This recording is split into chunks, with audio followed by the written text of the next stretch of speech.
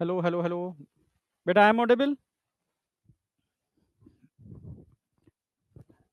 I am audible, visible, सुन पा रहे हो, देख पा रहे हो? हाँ बेटा, सुन पा रहे हो, देख पा रहे हो? ठीक है, फटाफट बताओ। ऑल परफेक्ट, नमस्ते। ठीक है, तो फटाफट आ जाओ। देखो, एक बात ध्यान रखना, नीट एडवांस बुक के क्वेश्चन अगर आपके पास बुक आ गई है तो मेरे साथ साथ करते जाना, ठीक है। डीपीपी मोस्ट प्रोबेबली आज अपलोड हो गई होंगी, मैंने चेक नहीं की, कल बोल दिया था मैंने, ठीक है। ठीक है, नहीं तो आज हो जाएंगी, क्योंकि कल थोड़ा शाम था, शायद उन्होंने अपलोड किया नहीं किया, मैंने चेक नहीं किया। ठीक है, तो आज वो डीपीपी आपको सारी लगानी है, सबको डीपीपी लगानी है। डीपीपी के बाद, ठीक है, एक एडिशनल बायोटेक, यहां सॉरी बायोमोलिक्यूल के अंदर मैं बीच बीच में प्रैक्टिस सेशन भी लूंगा, ओनली क्वेश्चन प्रैक्टिस के, ठीक है, जिसमें रिवीजन और क्वेश्चन प्रैक्टिस चलेगा। ठीक है, बीच बीच में सेशन आएंगे, यानी कार्बोहाइड्रेट खत्म करने के बाद मैं नीट एडवांस के क्वेश्चन यहां भी कराऊंगा, पर सारे क्वेश्चन नहीं कराऊंगा, ठीक है। मेन मेन टॉपिक जो रिवाइज करा देगा एनसीईआरटी को, वो सारे क्वेश्चन कराऊंगा एनसीईआरटी के साथ। क्लियर है बिल्कुल? बीच बीच में सेशन आएगा जिसमें मैं एनसीईआरटी और ओनली क्वेश्चन प्रैक्टिस, और कुछ नहीं कराऊंगा। तो कार्बोहाइड्रेट खत्म करने के बाद सेम सेशन आएगा, प्रोटीन खत्म करने के बाद सेम सेशन आएगा, ठीक है। ऐसे ही प्रोटीन के अंदर मैं प्रोटीन अमाइनो एसिड दोनों मिक्स करूंगा, ठीक है। उधर लिपिड के संग एक चीज और ऐड करूंगा, लिपिड छोटा है, ठीक है, क्लियर है। तो इस तरीके से मैं बीच बीच में कुछ एडिशनल सेशन लूंगा बायोमोलिक्यूल के, ठीक है। क्योंकि कल एक दो बच्चों से मेरी बात हुई, मैंने पूछा कि बेटा ये मतलब समझना चाह रहा था कि उनकी मतलब उनका लेवल क्या है। तब मैं हम जैसे मैंने समझ में आया कि लोग पढ़ा देते हैं पर बच्चा फंसता कहाँ है, वो छोटी छोटी बातें नहीं जानता।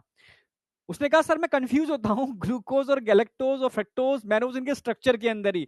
तब समझ में आया जब बच्चा इसी में फंसेगा तो हम आगे उसको बहुत बड़ी बड़ी बातें क्या ऐड कर पाएंगे। तब फिर मैंने समझ में आया कुछ अलग तरीके से कराना पड़ेगा, बिल्कुल इस तरीके से कराना पड़ेगा कि वो उसको बिल्कुल बिल्कुल बेसिक तरीके से ले, ठीक है। मतलब हर चीज को एकदम इजीली ब्रेन में मतलब परमानेंटली सेट कर ले, तो उसको बेस स्ट्रॉन्ग करना पड़ेगा। तो मेरे समझ में आया पहले मैं स्ट्रक्चर बच्चे की स्ट्रॉन्ग कराता हूं, ठीक है। ठीक है, फिर मैं उसके लिंकेज, कौन कौन से लिंकेज बनते हैं, क्या क्या है, ठीक है, सारे वो स्ट्रॉन्ग कराऊंगा। और बीच बीच में रिवीजन कराऊंगा, और एक बार एक पार्ट खत्म हो जाने के बाद, जैसे कार्बोहाइड्रेट खत्म हो जाएगा, एनसीईआरटी और क्वेश्चन प्रैक्टिस सेशन आ जाएगा आपका, एनसीईआरटी के साथ क्वेश्चन प्रैक्टिस। ऐसे ही अगला, ठीक है, अमाइनो एसिड प्रोटीन कराऊंगा तो उसके अंदर भी अगेन, ठीक है, एनसीईआरटी और एनसीईआरटी के साथ क्वेश्चन प्रैक्टिस सेशन, ठीक है। पर मैं सारे क्वेश्चन नहीं करा पाऊंगा, आपको पैरेलल क्वेश्चन प्रैक्टिस करनी पड़ेगी, ठीक है। मेरी पहली प्रायोरिटी आपकी डीपीपी है, जो अपलोड हो जाएगी वो करनी है। डीपीपी करने के बाद आपको नीट एडवांस के क्वेश्चन लगाने हैं, ठीक है। उसके बाद भी टाइम बच रहा है तो आप कोई भी क्वेश्चन लगाओ, क्योंकि ये दो क्वेश्चन लगाने से मुझे पता है कि, ठीक है, आपका कॉन्फिडेंस बिल्डअप हो जाएगा। वापस आ रहा हूं मैं, आज का टारगेट देख लो। अगेन कार्बोहाइड्रेट हमारा आज चल रहा है। आज कार्बोहाइड्रेट में सारे डाइसैकेराइड लिंकेज स्ट्रक्चर मतलब सब कुछ करा दूंगा आज, मतलब मैं तरीके से समझाऊंगा आपको कि एक्चुअल में है क्या। कई बच्चों के मैंने कमेंट देखे आज क्लास हो जाने के बाद, लेक्चर हो जाने के बाद, ठीक है, और डिस्कस भी किया कि उसने बताया कि सर जैसे आपने फर्स्ट कार्बन से फिफ्थ कार्बन से जोड़ा, क्यों जोड़ा। मेरे पास समझ में आ गई यार, बच्चा कहाँ कंफ्यूज हो रहा है। तो वन वे कम्युनिकेशन और टू वे कम्युनिकेशन में ये डिफरेंस होता है, ठीक है। तो मैं बायोमोलिक्यूल के अंदर से बच्चों से इंटरेक्ट कर रहा हूँ, कहाँ फंस रहा है, ठीक है, वो समझ जाए। तो बहुत सारे बच्चों के नंबर है मेरे पास, तो उनमें एक दो बच्चों से बात करके मैं आइडिया लग जाता है कि बच्चे सब लगभग एक जैसे होते हैं। समझे? वॉल्यूम ठीक है बेटा? हाँ बेटा, जरा बताओ वॉल्यूम लो है क्या? वॉल्यूम लो है क्या? वॉल्यूम लो है क्या? यार सब कुछ तो ठीक है। वॉल्यूम क्लियर है sir? All perfect? No sir? अरे यार तो तुम चेक करो यार। No sir perfect? एक बच्चा है क्या लिख रहा है, मेरा मैसेज तो देखते नहीं। और तू बता, मैं सारे मैसेज ही देखूंगा तो कैसे काम चलेगा। तो मुझे दिखता नहीं है इतनी दूर से, चश्मा आंखें बहुत, ठीक है, बहुत लाइटों के बीच में रह रहे कि इतनी लाइटें होती हैं तो थोड़ा फर्क पड़ता है। और फिर उसके क्लास के बाद भी लाइटों में रहते हैं, लैपटॉप कंप्यूटर इन्हीं में लगे रहते हैं, ठीक है। तो तुम्हारे मैसेज देखने के लिए मुझे बहुत पास आना पड़ता है, ठीक है। वॉल्यूम गुड है, चलो ऑल क्लियर। चलो ठीक है, आगे बढ़ रहा हूं मैं।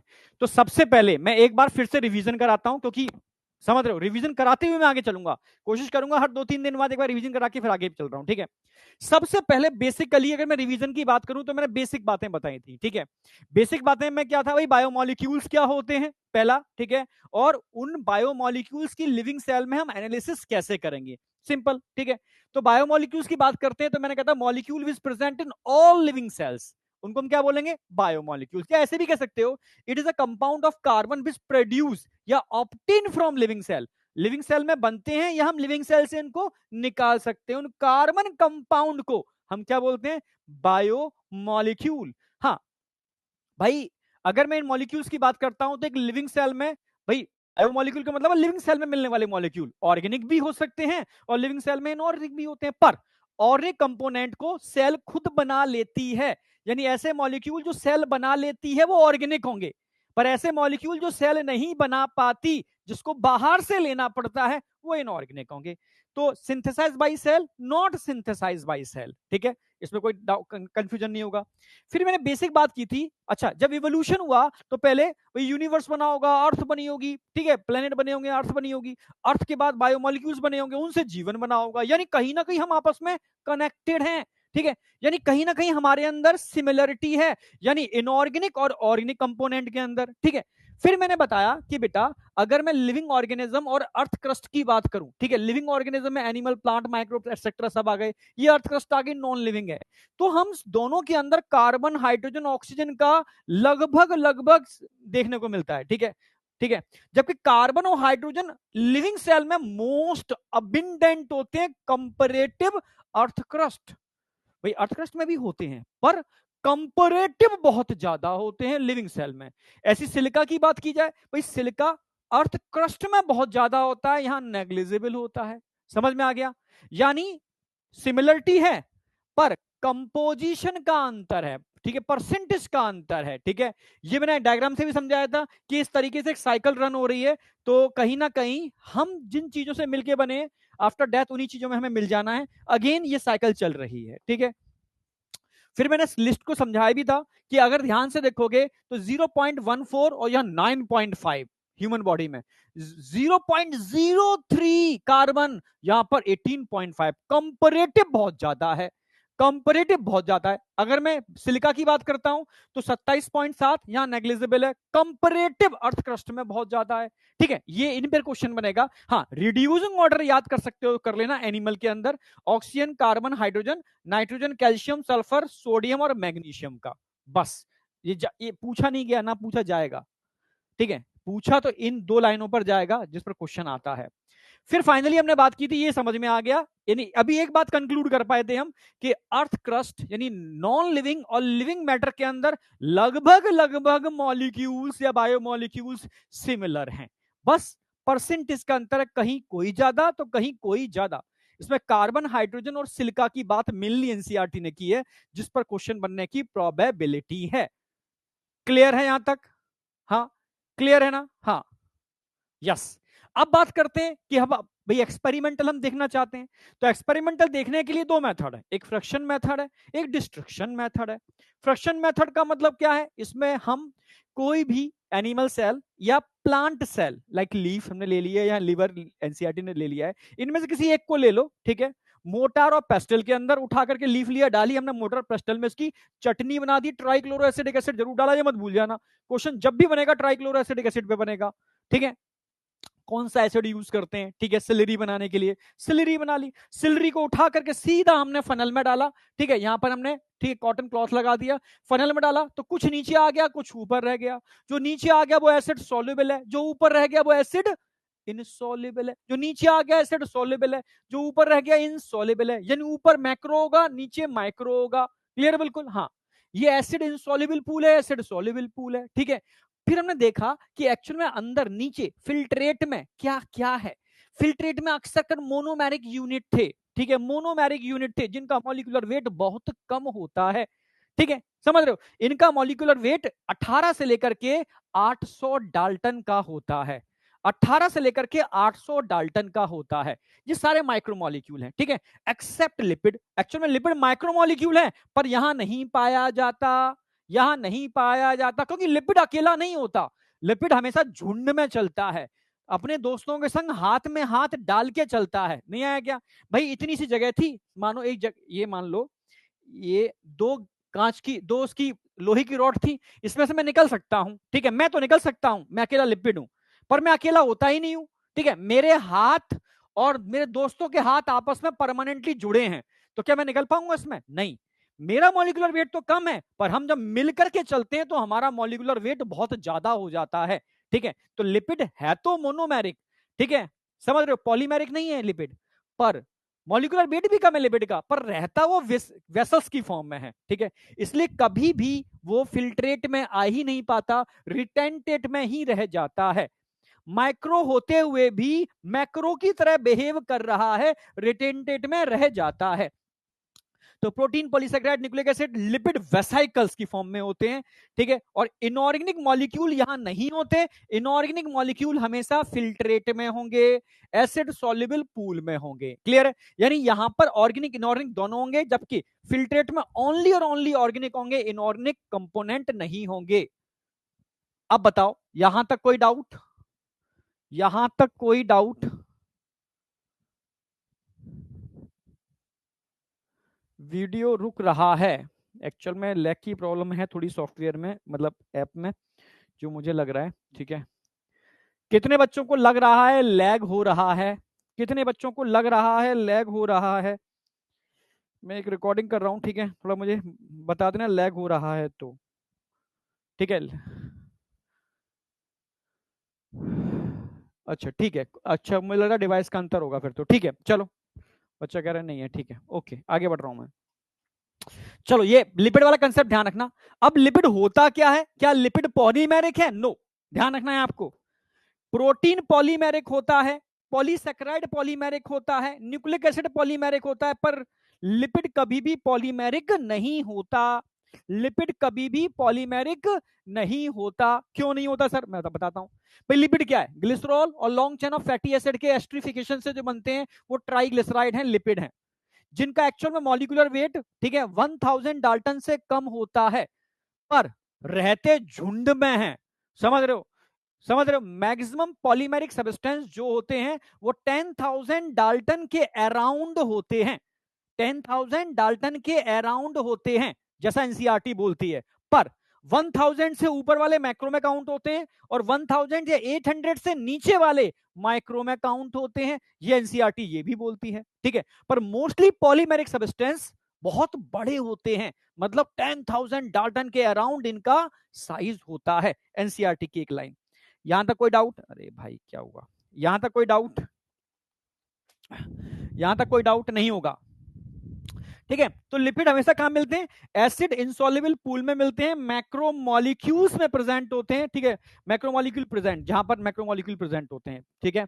चलो, फिर मैंने बताया एक्चुअल में लिपिड बनते किससे? लिपिड क्या होता है? अभी एक हेड होता है, टेल होती है, ये हाइड्रोफिलिक होता है, हाइड्रोफोबिक होता है, तो अकेला तो रह ही नहीं सकता पानी के अंदर, ये हमेशा वेसिकल बना लेता है।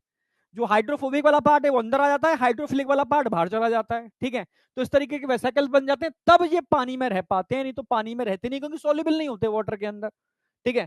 इसलिए बाइलिपिड मेम्ब्रेन जितनी भी होती हैं, ठीक है, वो जब तोड़ोगे तो वेसिकल्स की फॉर्म में आ जाती हैं, और इनका मॉलिक्यूलर वेट, ठीक है, बहुत ज्यादा होता है, ठीक है, 1000 डाल्टन से भी ज्यादा, लगभग 10,000 डाल्टन के आसपास। समझ में आया? अब एक दो बच्चा लिखता है लैग हो रहा है, जब मैं पूछता हूं, ठीक है, तब कहते हो सर कोई लैग नहीं हो रहा। तो या तो वो स्पैमर है, ठीक है, या उसकी डिवाइस में कोई दिक्कत है, नेटवर्क में कोई दिक्कत है। तो ये मत बोला करो ना मेरे हाथ में तो कुछ है नहीं। समझ में आया? मेरे हाथ में ये है कि हाँ, अगर सारे बच्चे लिखेंगे लैग हो रहा है, तो मैं उसका रिकॉर्डिंग करके जो टीम है उसके पास भेज दूंगा। समझ रहे हो? वो देखेंगे कि दिक्कत क्या हो रही है। पर ये सब बच्चे लिखेंगे तभी तो समझ में आएगा लैग हो रहा है, क्योंकि सबके लिए एक ही चीज है, नो लैग। अब देखो नो लैग आ गया ना, इसलिए या तो स्पैमर है, वो डिस्टरबेंस करते ही हैं क्लास के अंदर। तो कभी ध्यान रखना बेटा, कोशिश किया करो क्लास में डिस्टरबेंस ना करो। जो बच्चा होगा वो तो नहीं करेगा, ठीक है, वो अपन देखेगा ना भाई कहां गलती हो रही है, सब बच्चों के संग सही हो रहा है तो मेरे संग क्यों हो रहा? तो मैं सर को क्यों बोल रहा हूं? मैं अपनी डिवाइस में अपने नेटवर्क को देखूंगा ना। चलो ठीक है, तो यहां तक कोई डाउट नहीं होना चाहिए। फिर फाइनली हमने बात की थी कि जब आप एसिड सॉल्युबल और एसिड इनसॉल्युबल पूल की स्टडी करोगे, ठीक है, तो वहां ऑर्गेनिक कंपोनेंट को देखोगे तो भाई हमारी बॉडी में मैक्सिमम तो वाटर होता है, फिर प्रोटीन आता है, फिर न्यूक्लिक एसिड आता है, फिर कार्बोहाइड्रेट, लिपिड और आइंस आते हैं। इनको मैंने यहां इस तरीके से रिड्यूसिंग ऑर्डर में लिख दिया है, ये आपको ध्यान रखना है, इतना आपको ध्यान रखना है, ठीक है। बस अब मैंने दूसरा मेथड क्या होता था, डिस्ट्रक्शन मेथड। डिस्ट्रक्शन मेथड में क्या लिया आपने, वही लीफ लिए, फ्रेश लीफ लिए, उनको वेट कर लिया, वजन तौल लिया कितने हैं भाई, 100 ग्राम 250 ग्राम, उनको सुखाया, ड्राई किया, फिर वजन तौल लिया, क्योंकि वाटर निकल गया होगा, इवेपोरेट हो गया होगा। अब आपने उसको कंबशन कर दिया, उन लीफ को जला दिया, राख बना दी उनकी, ठीक है। अब उस राख का वेट कर लिया, ठीक है। तो आप वेट क्यों करते जा रहे हो, देखते जा रहे हो कितना वाटर इवेपोरेट हुआ और कितना CO2 H2O फिर इवेपोरेट हुआ, फाइनली ऐश कितनी बची। अब ऐश में क्या होगा, राख में क्या होगा, इनॉर्गेनिक सब्सटेंस होंगे, ये इनॉर्गेनिक सब्सटेंस आ गए। बस ये सब चीजें आपकी ऐश में होती है, ठीक है, जिसको अर्थ में मिल जाती है, प्लांट इसी को एब्जॉर्ब कर लेते हैं, क्योंकि इनको प्लांट खुद बना नहीं सकते, क्योंकि इनॉर्गेनिक सब्सटेंस, ठीक है, समझ रहे हो, हाँ, ये रोटेट होते रहते हैं, सर्किल साइकिल चलती रहती है इनकी, ठीक है, यहां तक कोई डाउट नहीं होगा। फाइनली हमने प्राइमरी और सेकेंडरी मेटाबोलाइट्स की बात की थी, तो मैंने कहा था बेटा biomolecules present in all living cells, ठीक है भाई, biomolecule present in all living cells which continuously क्या होते हैं, कन्वर्ट होते रहते हैं, कंटिन्यूअसली एक प्रोडक्ट से दूसरे प्रोडक्ट में, एक कंपाउंड से दूसरे कंपाउंड में कन्वर्ट होते रहते हैं बायोमोलिक्यूल। आप जानते हो ग्लाइकोलिसिस है, क्रैब साइकिल है, इलेक्ट्रॉन ट्रांसपोर्ट सिस्टम है, इस तरीके के डिफरेंट टाइप के मेटाबॉलिक साइकिल हमारी बॉडी में चल रहे हैं, लिविंग ऑर्गेनिज्म में चल रहे हैं, ठीक है। तो इसमें क्या है, डिफरेंट बायोमोलिक्यूल एक कंपाउंड से दूसरे कंपाउंड में कन्वर्ट हो रहे हैं, क्लियर है बिल्कुल। इनको बोलते हैं मेटाबोलाइट्स, क्या बोलते हैं, मेटाबोलाइट्स।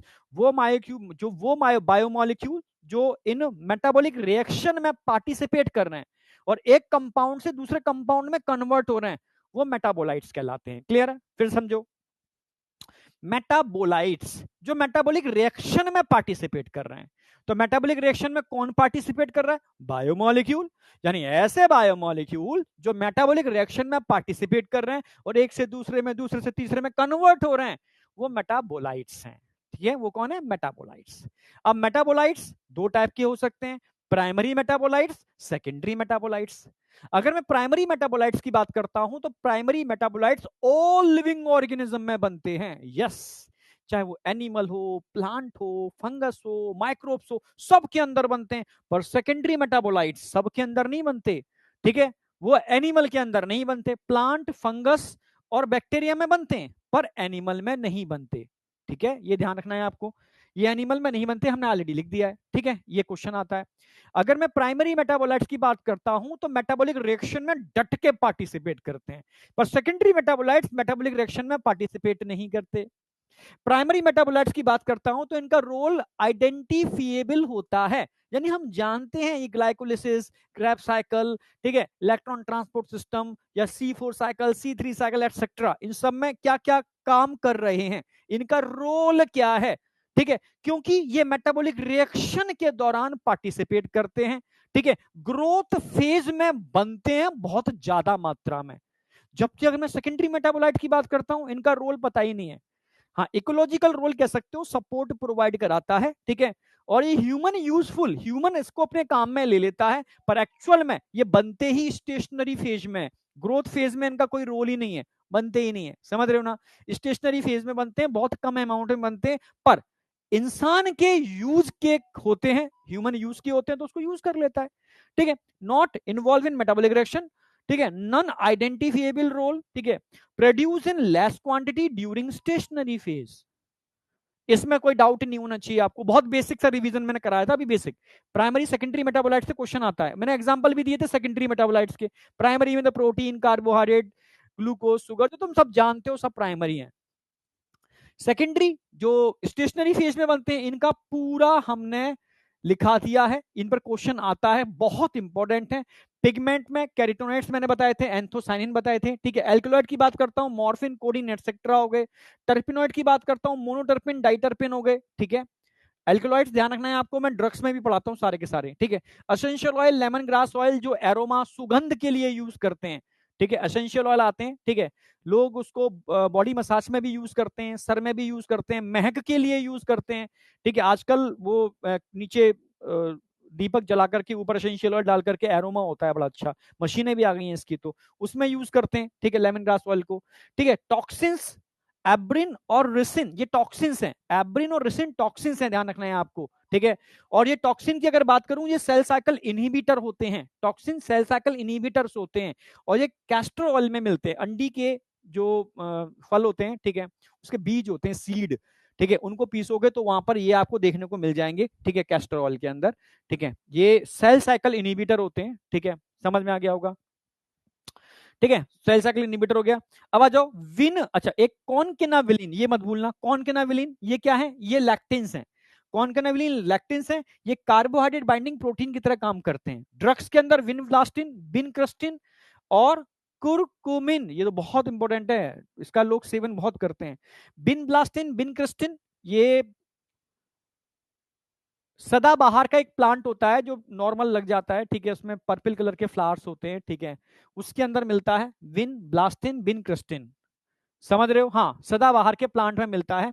और कुरकुमिन तो आप समझते हो, टर्मेरिक, हल्दी के अंदर देखने को मिलता है कुरकुमिन, समझे।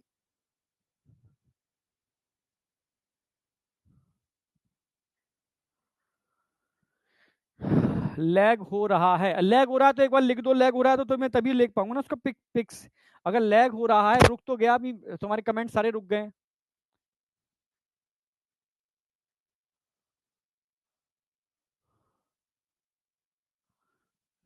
ठीक, कुछ कुछ तो इशू होगा, ठीक है, चलो।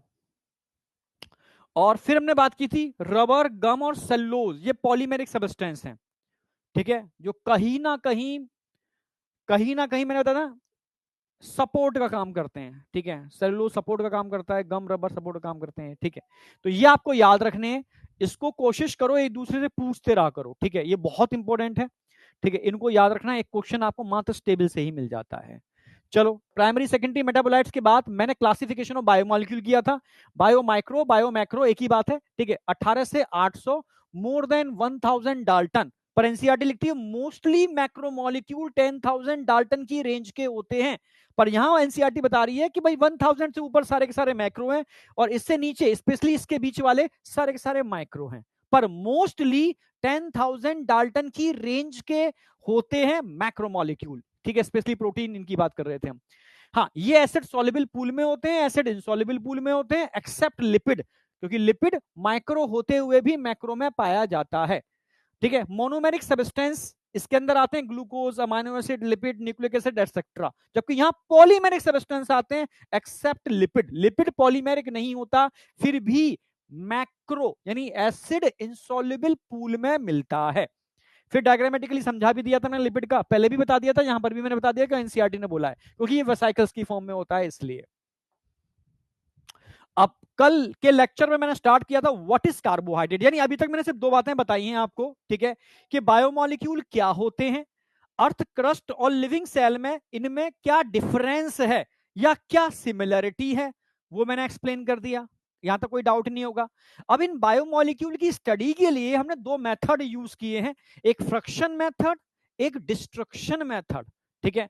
फ्रक्शन मेथड हम स्पेशली ऑर्गेनिक कंपाउंड की स्टडी के लिए करते हैं, और डिस्ट्रक्शन मेथड स्पेशली हम इनऑर्गेनिक सब्सटेंस की स्टडी के लिए करते हैं, पर फ्रक्शन मेथड में भी आप इनऑर्गेनिक सब्सटेंस को अलग कर लेते हो एसिड सॉल्युबल पूल के अंदर, बिल्कुल, तो दोनों मैंने मेथड बता दिए, ठीक है। फिर मैंने बात की what is primary and secondary metabolites, ठीक है, तो वो भी क्लियर हो गया। प्राइमरी, ठीक है, जो आपके मेटाबॉलिक रिएक्शन में यूटिलाइज हो रहे हैं, बन रहे हैं, ग्रोथ फेज में होते हैं, लार्ज क्वांटिटी में बनते हैं, ठीक है, amino acid, protein, carbohydrate, polysaccharide, ठीक है, न्यूक्लिक एसिड एटसेट्रा। जबकि सेकेंडरी मेटाबोलाइट्स मैंने बताया था ये हमारी बॉडी में ग्रोथ फेज में नहीं बनते, लेस क्वांटिटी में बनते, हमारी मतलब एनिमल में तो बनते ही नहीं है, ये प्लांट, फंगस और बैक्टीरिया में बनते हैं, ड्यूरिंग स्टेशनरी फेज बनते हैं, ठीक है, इनका रोल आइडेंटिफिएबल नहीं है। उनकी मैंने एक टेबल बता दी आपको, वो आपको याद रखनी है बस। ये हो गया एक पार्ट हमारा कंप्लीट बायोमोलिक्यूल का, तो इसमें अगर कोई डाउट नहीं है तो एक बार मुझे कमेंट में बताओ। हाँ, लिपिड वेसाइकल्स बेटा 10,000 डाल्टन तक के हो सकते हैं, लिपिड वेसाइकल्स साइज बढ़ जाता है ना उनका। यहां तक मैं बिल्कुल, आज देखो मैं चीज समझ में आ गई बच्चों से बात करके मुझे कि बायोमोलिक्यूल एक्चुअल में पढ़ाना कैसे है, ठीक है। आपको मतलब बायोमोलिक्यूल मतलब तरीके से कराना है, मतलब एक बार ही करो, दोबारा पढ़ने की जरूरत ना पड़े। No doubt, no doubt, no doubt. BMS इतना जितना मैं बता रहा हूं उतना, कार्बोहाइड्रेट की बात ही नहीं कर रहा मैं अभी। जितना मैंने कराया उतना क्लियर है, जितना मैंने कराया उतना क्लियर है, ये बताओ।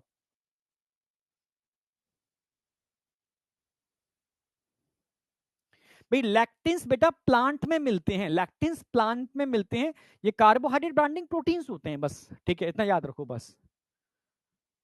एकदम क्लियर है, बिल्कुल। बीएमएस एकदम जबरदस्त, सुपर से सुपर, ठीक है, अब बढ़िया, ठीक है, अब बढ़िया, ये बात समझ में आ गई, इतना आपको क्लियर है। अब हम बात करेंगे हमें पढ़ना क्या क्या है। हमें कार्बोहाइड्रेट पढ़ना है, हमें अमाइनो एसिड पढ़ने हैं, हमें प्रोटीन पढ़नी है, प्रोटीन के संग हमें एंजाइम भी पढ़ने हैं, हमें लिपिड भी पढ़ने हैं, हमें स्टीरॉइड्स भी पढ़ने हैं। क्लियर है बिल्कुल, यहां तक क्लियर है। तो हम इस और हमें न्यूक्लिक एसिड भी पढ़ने हैं। क्लियर है, हाँ। तो इन सबको पढ़ने से पहले हमें स्टार्ट करना है कार्बोहाइड्रेट। मैं हमेशा कार्बोहाइड्रेट से स्टार्ट करता हूं, पर एनसीईआरटी अमाइनो एसिड से स्टार्ट करती है, क्योंकि एनसीईआरटी थोड़ा सा आगे पीछे कर दिया है। अमाइनो एसिड प्रोटीन को पहले बात कर रही है और एंजाइम लास्ट में डाल दिए उन्होंने, ठीक है। तो चीजें कनेक्ट नहीं होती हैं, क्योंकि एंजाइम प्रोटीन से मिलकर बनते हैं, उनको साथ कनेक्ट करना था। तो मैं अमाइनो एसिड प्रोटीन एंजाइम को लगभग साथ लेके चलता हूं, जो मेरी स्ट्रेटजी है, ठीक है, क्योंकि मेरा पर्पस है चीजें ब्रेन में सेट हो, और सेट होने के लिए एक आपको सिस्टम तैयार करना पड़ता है। तो मैं कार्बोहाइड्रेट पढ़ लेता हूं, क्योंकि इसमें कंसेप्ट आते हैं थोड़े से, ठीक है। चलो, अब कार्बोहाइड्रेट मैंने बताया था क्या है। कार्बन, भाई कार्बो मतलब कार्बन, हाइड्रेट मतलब वाटर, ठीक है। सिंपल फॉर्मूला है इसका, CnH2O का होल पावर n, यानी कार्बन और ऑक्सीजन का रेशियो यहां पर, ठीक है, कार्बन और ऑक्सीजन का रेशियो यहां पर बराबर होगा, हाइड्रोजन हमेशा ज्यादा होगा। रेशियो की अगर मैं बात करूं, अगर मैं रेशियो की बात करूं तो समझना मेरी बात,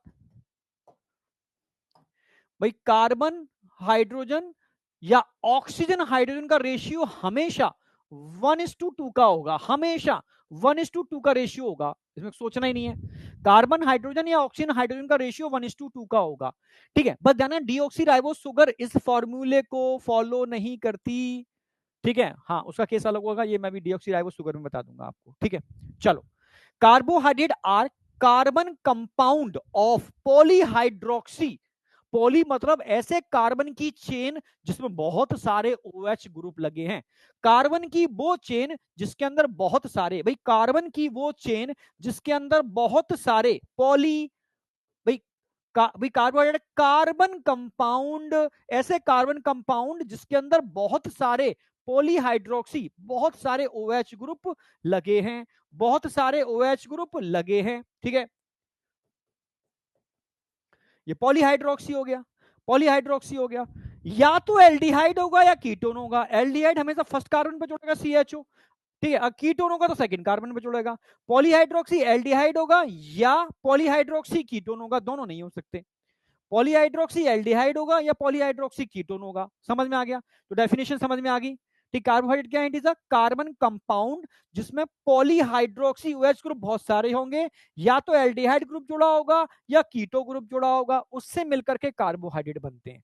बिल्कुल बेसिक से समझना, एकदम जीरो से, आप कुछ नहीं जानते हो, आप पहली बार सुन रहे हो उन नामों को, ठीक है, तो तोड़ तोड़ के समझा रहा हूं, ठीक है। डेफिनेशन समझ में आ गई। अब हम बात करते हैं भाई पॉलीहाइड्रोक्सी, ठीक है, या तो एल्डिहाइड होगा या कीटोन होगा, ठीक है। एल्डिहाइड में एल्डिहाइड ग्रुप जुड़ा होगा, कीटोन में कीटो ग्रुप जुड़ा होगा, COO, ठीक है, सेकंड कार्बन पे। मैंने 6 कार्बन कंपाउंड लिए हैं, कुछ एग्जांपल 6 कार्बन कंपाउंड के लिए, जैसे ग्लूकोज, गैलेक्टोज, मैनोज, ये पॉलीहाइड्रोक्सी एल्डिहाइड हैं, क्योंकि इनमें एल्डिहाइड होता है। जब मैं फ्रक्टोज पढ़ाऊंगा, ठीक है, जो फ्रूट में मिलने वाली सबसे मीठी, समझ रहे हो, शुगर होती है और हेल्थ के लिए बहुत अच्छी होती है, ठीक है। तो ये ध्यान रखना है, इसमें कीटोन ग्रुप होता है सेकंड कार्बन पर, ये भी 6 कार्बन शुगर है, और ये तीनों भी 6 कार्बन शुगर हैं। क्लियर है बिल्कुल, पॉलीसेकेराइड है, पॉलीहाइड्रोक्सी एल्डिहाइड और पॉलीहाइड्रोक्सी कीटोन, इसमें कोई डाउट है। अभी डेफिनेशन की बात हुई है कि कार्बोहाइड्रेट है क्या, पॉलीहाइड्रोक्सी एल्डिहाइड या पॉलीहाइड्रोक्सी कीटोन, ठीक है, क्लियर बिल्कुल।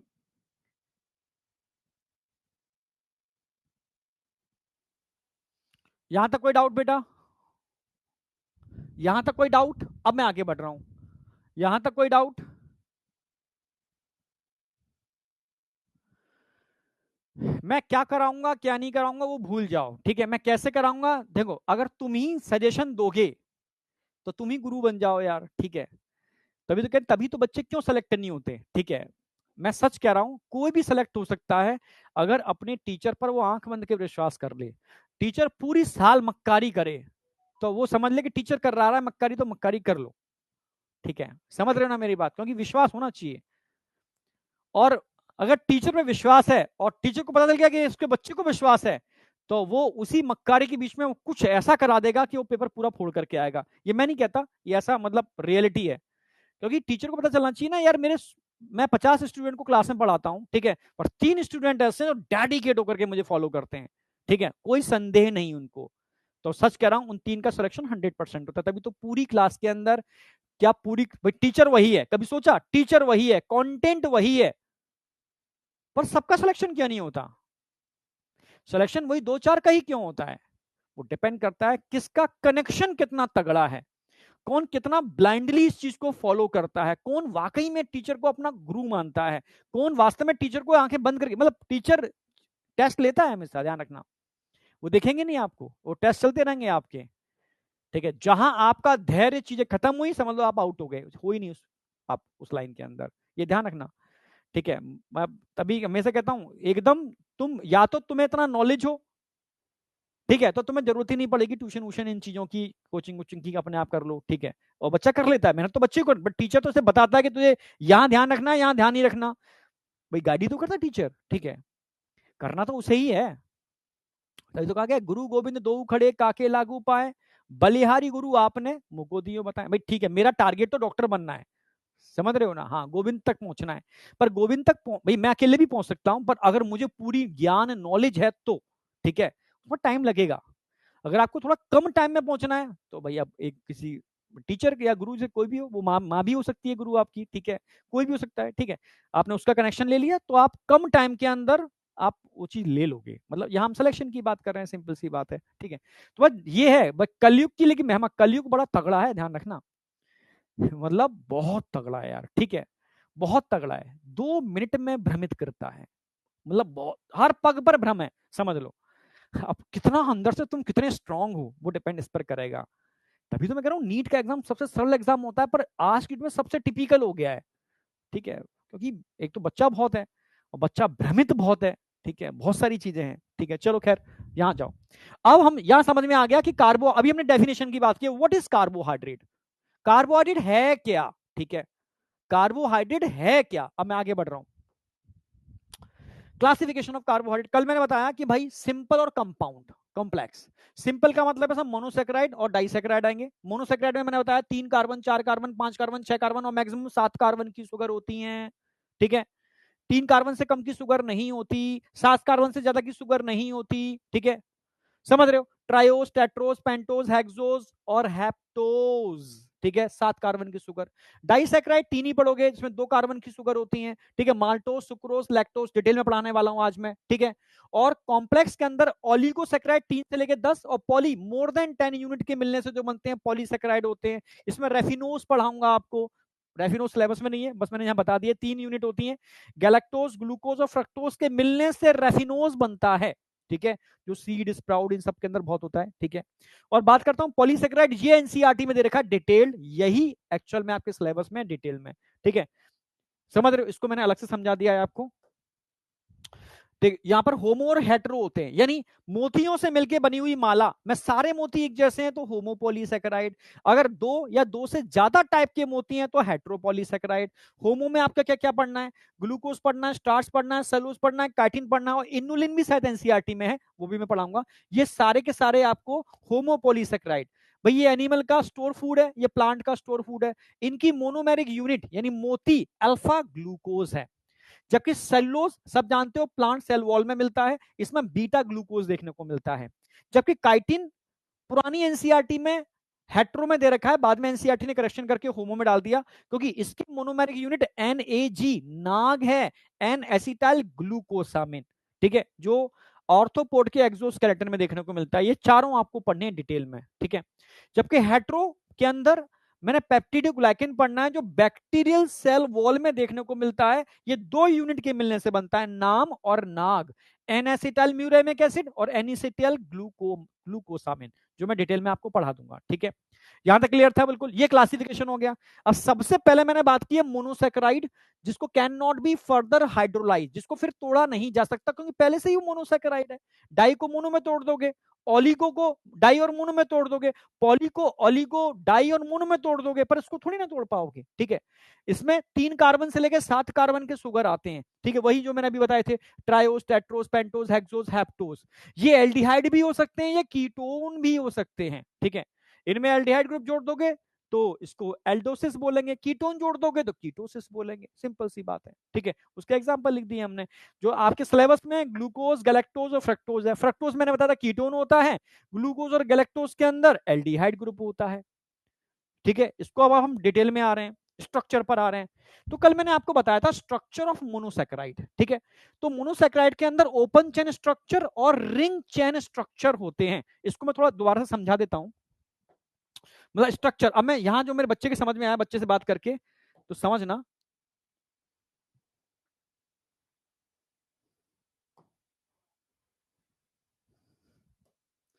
बिल्कुल, आज मैं एकदम बिल्कुल कंसेप्ट क्लियर करा के ही चलूंगा। जैसे मेरा रहता है कि एक बार पढ़ो, बार बार ना पढ़ो। ठीक है, बस झंझट खत्म। जैसे सबसे पहले आपको क्या सीखना है? Structure, structure of monosaccharide.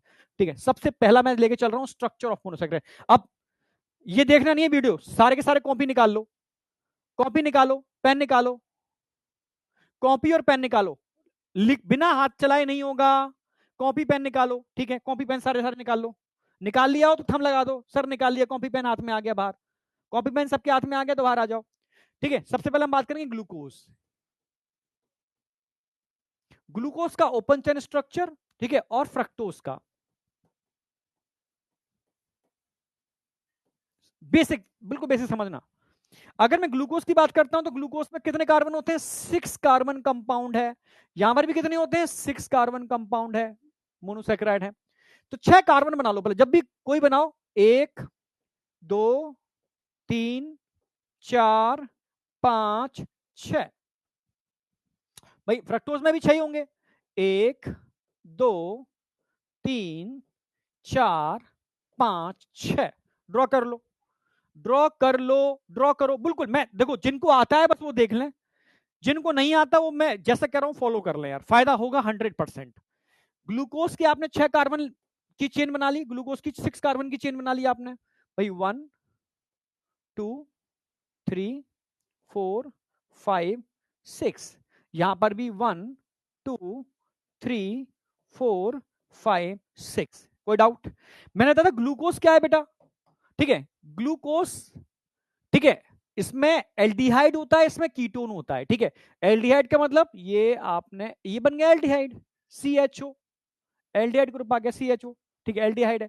जबकि यहां पर क्या होगा? सेकंड कार्बन पे कीटोन लगा होगा, सेकंड कार्बन पे कीटोन लगा होगा, ये तो अंतर है। यहां फर्स्ट कार्बन पे एल्डिहाइड होता है, यहां सेकंड कार्बन पे कीटोन होता है फ्रक्टोज के अंदर। इसको नोट कर लो, पहले कार्बन पर यहां पर एल्डिहाइड होगा ग्लूकोज में, और यहां सेकंड कार्बन पर कीटोन होगा। बस इतना ऐड कर लो, बाद बाकी का सिंपल है। सिंपल क्या है भाई? लास्ट कार्बन पर CH2OH, यहां पर भी CH2OH, इसमें तो कोई डाउट है ही नहीं।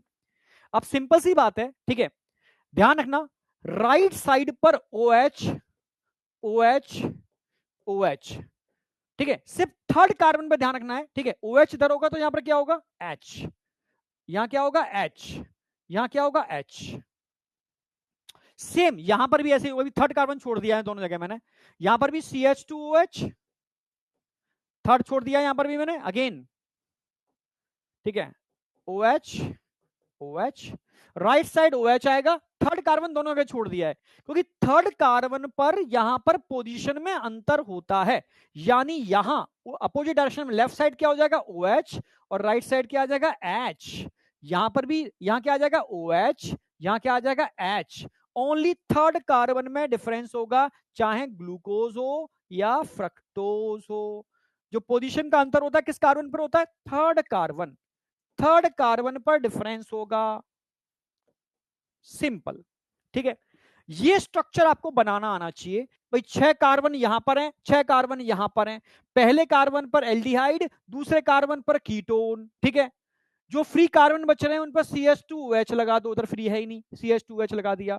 अब मैक्सिमम राइट साइड OH होता है, राइट साइड OH होता है except third carbon, third carbon पर उल्टा होगा और तो उधर दूसरी साइड मैच होगा, बन गया। अब बताओ स्ट्रक्चर में किसी को कोई डाउट? ये स्ट्रक्चर हमेशा आपको बनाने आने चाहिए। तो आज पहला क्या काम करोगे, बिना देखे इन स्ट्रक्चर को ड्रॉ करोगे, सेम ऐसे ही 6 कार्बन की चेन बनाओगे, ठीक है। सबसे पहले फंक्शनल ग्रुप लगाओगे एल्डिहाइड और कीटोन, क्योंकि ग्लूकोज गैलेक्टोज, ठीक है, फ्रक्टोज, ठीक है, सॉरी ग्लूकोज गैलेक्टोज मैनोज, ठीक है, इन इनकी बात करूंगा तो ये क्या है, पॉलीहाइड्रोक्सी एल्डिहाइड है, और ये पॉलीहाइड्रोक्सी कीटोन है, यानी यहां पर कीटो ग्रुप मिलेगा, इन तीनों के अंदर एल्डिहाइड ग्रुप मिलेंगे, ठीक है। अब एल्डिहाइड का स्ट्रक्चर कैसे बनाओगे, कीटोन का स्ट्रक्चर कैसे बनाओगे, आपके सामने आ गया, यानी ग्लूकोज का और फ्रक्टोज का स्ट्रक्चर आपके सामने आ गया। इसमें कोई डाउट है?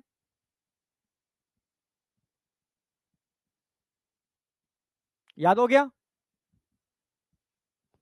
याद हो गया? ये अभी बताऊंगा ऑप्टिकल एक्टिव वाली क्या चीज है, वो left and right, chemistry chemistry का पार्ट आ गया, ठीक है। अब समझना, अभी बताता हूं अब क्या होगा, इन ओपन चेन स्ट्रक्चर को हमें क्लोज चेन स्ट्रक्चर में कन्वर्ट करना है, ओपन चेन स्ट्रक्चर को हमें क्लोज चेन स्ट्रक्चर में कन्वर्ट करना है, समझना मेरी बात। जैसे जैसे अगर मैं ग्लूकोज की बात कर रहा हूं, समझना, ग्लूकोज की बात करूं तो ग्लूकोज का ओपन चेन स्ट्रक्चर समझ में आएगी आपको, 1 2 3 4 5 6, ठीक है। पहले कार्बन पे आपके समझ में आ गया होगा, यहां पर क्या लगा था, ओ हाइड्रोजन, ठीक है, CH2OH। थर्ड कार्बन पर पोजीशन चेंज हो जाएगी, बाद बाकी के सब सारे कार्बन पर OH कहां होगा, राइट साइड, सिर्फ थर्ड कार्बन पर पोजीशन चेंज है, क्लियर बिल्कुल। मैं सारा इधर लेफ्ट साइड लिखी ही ना, पहला कार्बन, दूसरा कार्बन, तीसरा कार्बन, चौथा कार्बन, पांचवा कार्बन, छठवां कार्बन, इसमें कोई डाउट है? अब सर ध्यान रखना, हमेशा जो फंक्शनल ग्रुप होता है, आप समझना मेरी बात, BMS, इसको इस डायग्राम बनाने में कोई दिक्कत है किसी को? ठीक है, जो फंक्शनल ग्रुप होता है वो इलेक्ट्रोफिलिक होता है, ठीक है। अभी केमिस्ट्री पढ़ोगे, इलेक्ट्रोफिलिक, न्यूक्लियोफिलिक, इलेक्ट्रोफाइल, न्यूक्लियोफाइल पढ़े हैं आपने, जानते हो या नहीं? हाँ, इलेक्ट्रोफिलिक न्यूक्लियोफिलिक जानते हो या नहीं, ये बताओ। बैक स्लाइड पे क्यों यार, बैक स्लाइड में क्या है? जी जानते हैं, बहुत बढ़िया, ठीक है, डन। तो अब ये ध्यान रखना है आपको कि जो फर्स्ट कार्बन होता है, फर्स्ट कार्बन होता है, कार्बन पर चार्ज कैसा होगा, पॉजिटिव, ऑक्सीजन पर चार्ज कैसा होगा, नेगेटिव। ऐसे ही भाई जो फंक्शनल ग्रुप होगा वो हमेशा ध्यान रखना, उसका जो कार्बन होगा ये इलेक्ट्रोफिलिक होगा, इलेक्ट्रोफिलिक ऑलवेज, ठीक है। ऐसे ही मैं फ्रक्टोज की बात करूंगा, फ्रक्टोज में कीटो ग्रुप होगा, उसका कार्बन कैसा होगा, इलेक्ट्रोफिलिक होगा।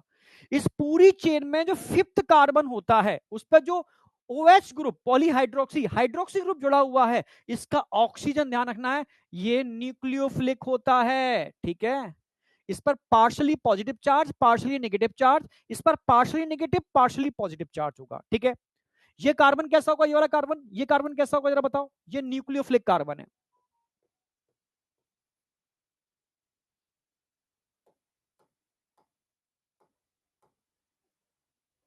ये न्यूक्लियोफिलिक, ऑक्सीजन न्यूक्लियोफिलिक।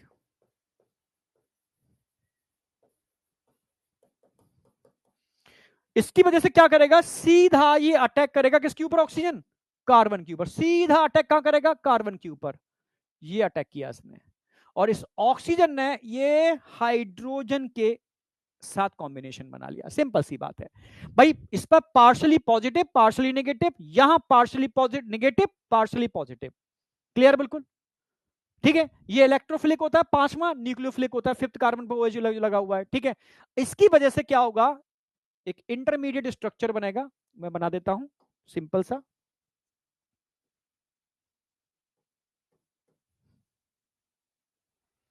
ठीक है। एक, एक दो तीन चार पांच छ, CH2OH, यहां से सीधा ऑक्सीजन, फिफ्थ कार्बन। ठीक है, ये यहां अब ये हाइड्रोजन कहां चला गया, ये हाइड्रोजन इससे बाइंड करके यहां क्या बना लिया इसने, OH ग्रुप, ये आ गया OH। ठीक है, ये आ गया OH आपके सामने। ठीक है भाई, ये सीधे से बाइंड कर गया, या OH में से राइट साइड रहता है इसका, है ना। चलो ठीक है, ये इधर OH में इधर लिख दिया है। ठीक है, ये OH आ गया, ये बॉन्डिंग हो गई। ठीक है, ये यहां बन गया। रिमेनिंग आप थर्ड पे तो आप जानते हो, फर्स्ट सेकंड थर्ड, थर्ड पर यहां पर H होगा, रिमेनिंग OH, OH। तो अपोजिट डायरेक्शन में OH यहां चला गया, H यहां चला गया, OH यहां चला गया। इसमें किसी को कोई डाउट है? सिंपल सी बात है, सिंपल सी बात है कि open chain structure ring form में कन्वर्ट कैसे होता है। ठीक है, ये इलेक्ट्रोफिलिक होता है, ये न्यूक्लियोफिलिक होता है, सीधा इस पे अटैक करेगा। ठीक है, ये सीधे इस पे अटैक करेगा, पार्शियली पॉजिटिव पार्शियली नेगेटिव, यहां पार्शियली नेगेटिव पार्शियली पॉजिटिव। तो ये आपका कॉन्फिगरेशन स्ट्रक्चर आया आपके सामने है। ठीक है, जो भी डिफरेंस आएगा थर्ड कार्बन पे डिफरेंस आता है, मैंने पहले ही बता दिया, थर्ड कार्बन पे डिफरेंस आएगा। बॉन्डिंग जो हो रही है किस किस कार्बन के बीच में हो रही है, फर्स्ट कार्बन, क्योंकि एल्डिहाइड यहां पर है, और फिफ्थ कार्बन के बीच में हो रही है, फर्स्ट कार्बन और फिफ्थ कार्बन के बीच में हो रही है। ठीक है, यहां पर हाइड्रोजन आ जाएगा, ये चला गया 2 3।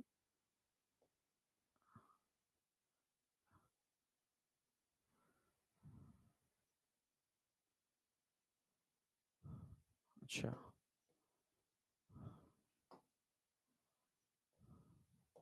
1 2 3 4 पूरा होगा, 1 2 3 4।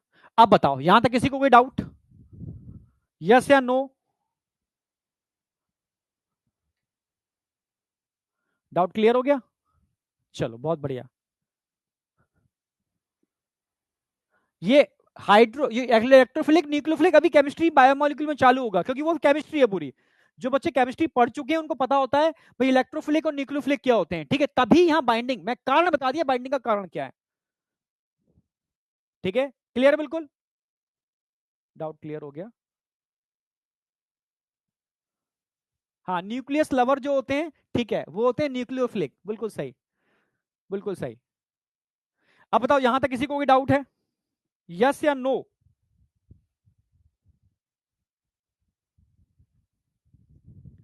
यहां तक कोई डाउट है?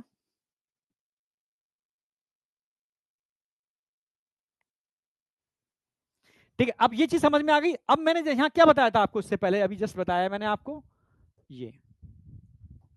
तो ये आपका स्ट्रक्चर आपका बन गया, इस स्ट्रक्चर में तो कोई डाउट है नहीं आपको। ठीक है, अब स्ट्रक्चर बन चुका है, पहला कार्बन, इस ये OH, अच्छा राइट राइट आएगा, तो राइट ही कर देता हूं, मैंने लेफ्ट कर दिया है पर एक्चुअल में राइट ही आएगा, क्योंकि राइट होता है ना OH, यहां राइट ही बनेगा, दिक्कत ना है इसलिए OH को इधर कर देता हूं मैं, H इधर लेफ्ट में आ गया,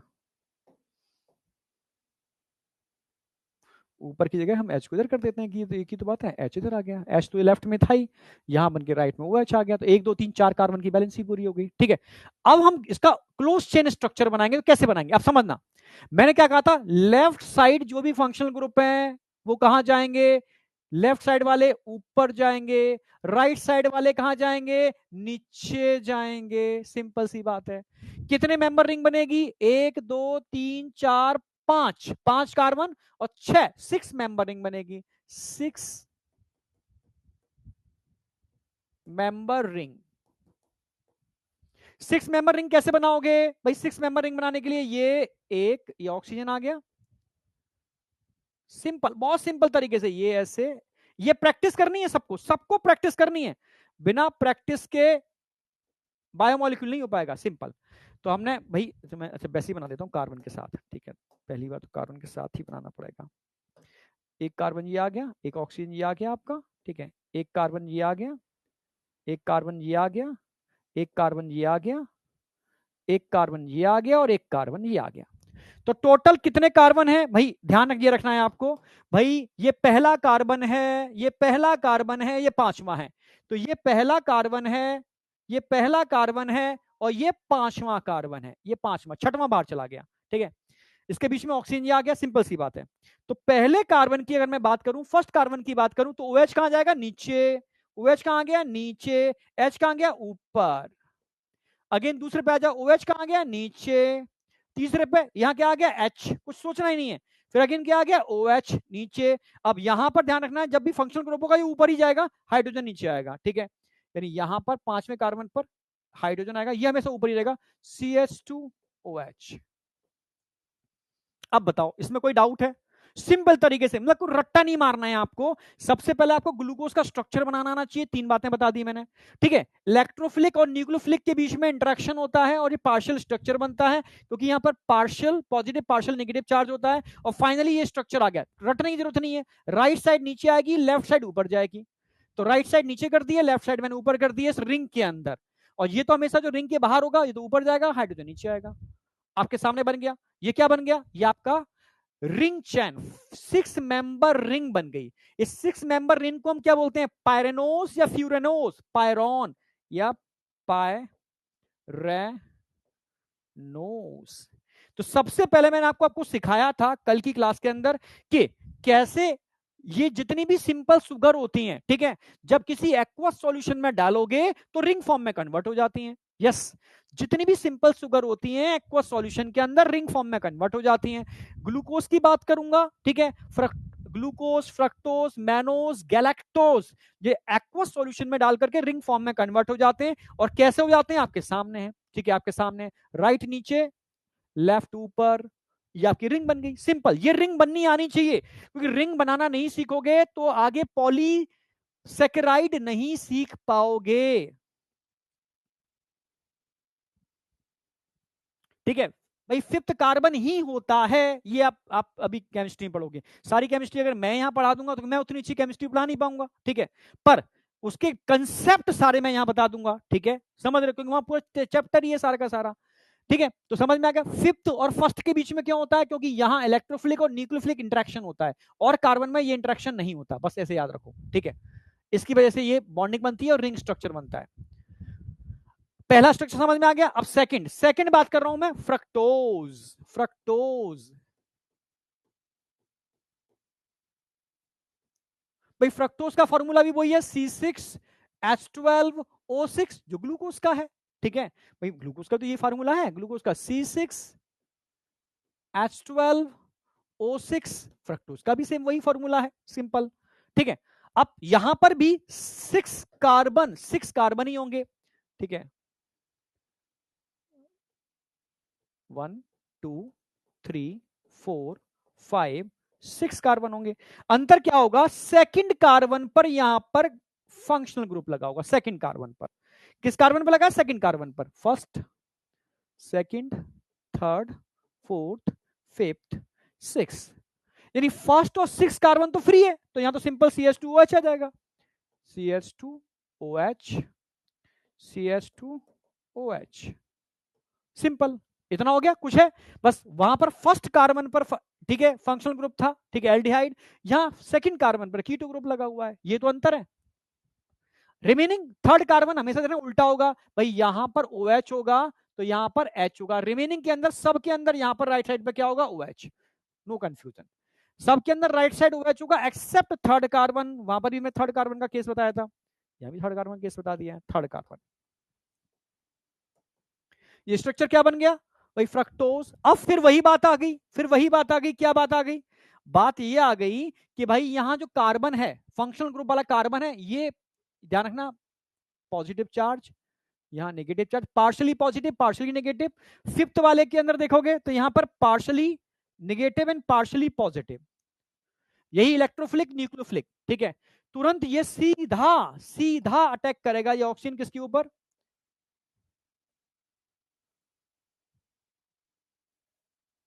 इस कार्बन के ऊपर। और ये हाइड्रोजन और ऑक्सीजन ये कॉम्बिनेट बना लेंगे, ये हो गया। इसकी वजह से इसकी रिंग में 1 2 3 4 कार्बन होंगे और 5 मेंबर रिंग बनेगी, ठीक है। सेम वही वही स्टेप।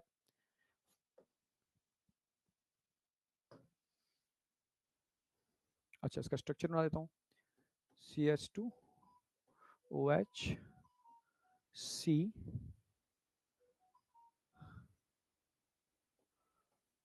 OH, कार्बन 3 4 5, CH2OH, ठीक है। यानी यहां ऑक्सीजन, ये बन गया, और रिमेनिंग के अंदर तो वही आ गया, ठीक है। थर्ड कार्बन था, थर्ड कार्बन पर हाइड्रोजन होगा, यहाँ OH होगा, ठीक है, और ये इधर चला गया, इधर चला गया, OH यहाँ गया, ये इधर ऑक्सीजन हो गया, ठीक है, इधर H होगा, हाइड्रोजन, हाइड्रोजन OH। अब बताओ, इस कार्बन की चारों वैलेंसी पूरी होगी, 1 2 3 4, इसकी चार होंगी 1 2 3 4, CH2H CH2H, ये रिंग बन गई। तो इसमें 1 2 3 4 कार्बन होंगे, 5 मेंबर होंगे। तो स्ट्रक्चर कैसा बनेगा इसका, 5 मेंबर रिंग का, oxygen, again carbon, again carbon, again carbon, again carbon. अच्छा, थोड़ा और अच्छा से बना दूं इसको।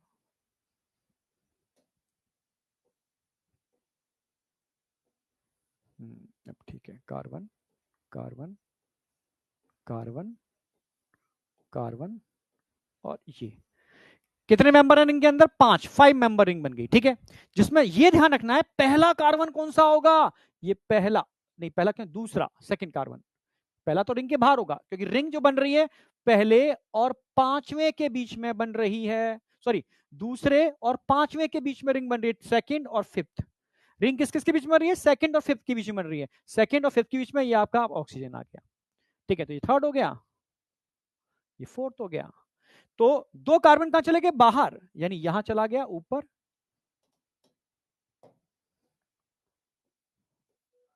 CH2OH, ठीक है, यहां भी क्या चला गया, CH2OH, ऊपर चले गए, सिंपल सी बात है, ठीक है। तो यहां सेकंड कार्बन पर नीचे क्या आ जाएगा, OH आ जाएगा, थर्ड कार्बन पर क्या आ जाएगा, नीचे की साइड में H आ जाएगा, थर्ड का सेकंड थर्ड, ठीक है। फिर क्या आ गया नीचे, OH आ गया, फिर यहां पर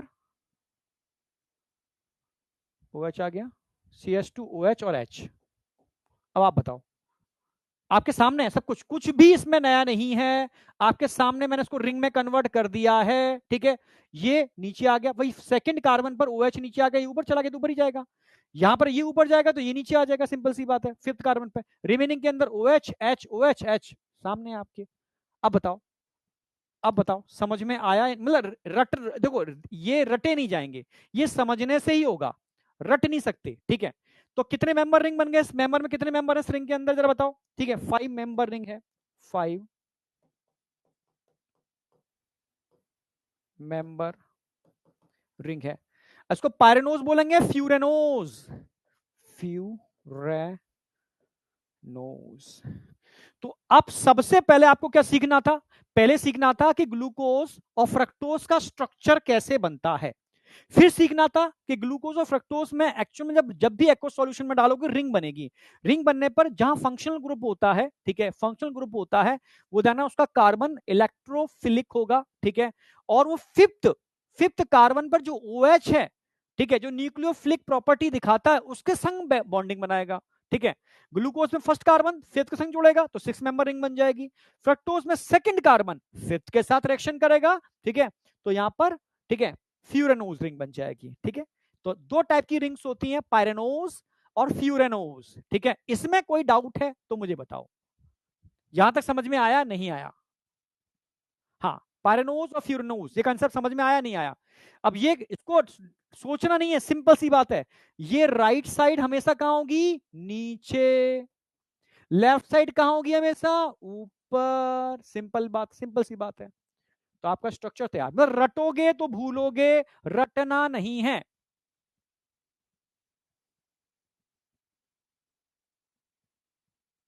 यहां तक बताओ, कोई डाउट है, भाई ये 6 कार्बन है, 6 कार्बन यहां लिख दिया मैंने, छठवां कार्बन ये आ गया यहां पर, ये छठवां आ गया, ये छठवां है, ये पहला है, ठीक है। तो समझ में आ गया, ये पहला है, पहला, दूसरा, तीसरा, चौथा, पांचवा, छठवां, तो पहला और छठवां तो बाहर निकल गया, ऊपर है, ठीक है। रिमेनिंग वाले रिंग के अंदर आ गए सारे के सारे। अब बताओ, तो अब ये समझ में आ गया कि एक्चुअल में दो टाइप के स्ट्रक्चर होते हैं, एक पायरॉन, ठीक है, पायरेनोज रिंग, और एक फ्यूरेनोज। पायरॉन हमेशा, ठीक है, 6 मेंबर रिंग होती है, फ्यूरोन हमेशा 5 मेंबर रिंग होती है। जहां पर भी एल्डिहाइड ग्रुप लगा होगा वहां कौन सी रिंग बनेगी, जरा बताओ, पायरॉन या फ्यूरोन। जहां पर एल्डिहाइड ग्रुप होगा वो पायरोन रिंग बनाएंगे या फ्यूरोन रिंग बनाएंगे, जरा बताओ। पायरोन। जहां कीटो ग्रुप होगा वहां पायरोन रिंग बनेगी या फ्यूरोन? फ्यूरॉन। ठीक है, बिल्कुल। देखो स्टेप बाय स्टेप चलना, एकदम चीजें गड़बड़ मत करना, स्टेप बाय स्टेप चलो, चीजें समझ में आएंगी। ठीक है, मैं अगर तुम कॉम्प्लेक्स कर दोगे तो बायोमोलिक्यूल फिर तुम्हें दोबारा पढ़ना पड़ेगा। ठीक है, मैं चीजों को सिंप्लीफाई करूंगा, कॉम्प्लेक्स नहीं करूंगा। ठीक है, आगे चल रहे हैं, आगे चल रहे हैं। तो पायरोन फ्यूरोन वाला कंसेप्ट समझ में आ गया। अब हम बात करेंगे, ठीक है भाई, इनकी आइसोमेरिक फॉर्म का। ठीक है,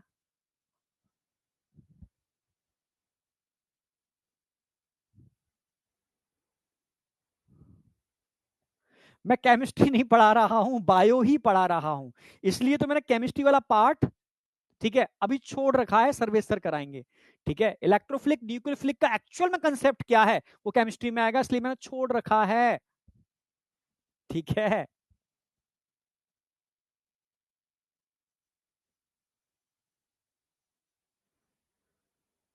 यहां तक कोई डाउट बेटा?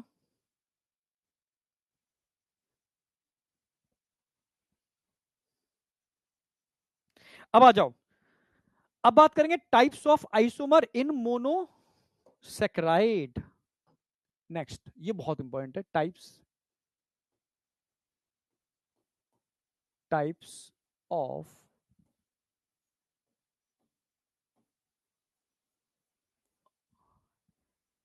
आइसोमर्स इन मोनोसेक्राइड। मोनोसेक्राइड्स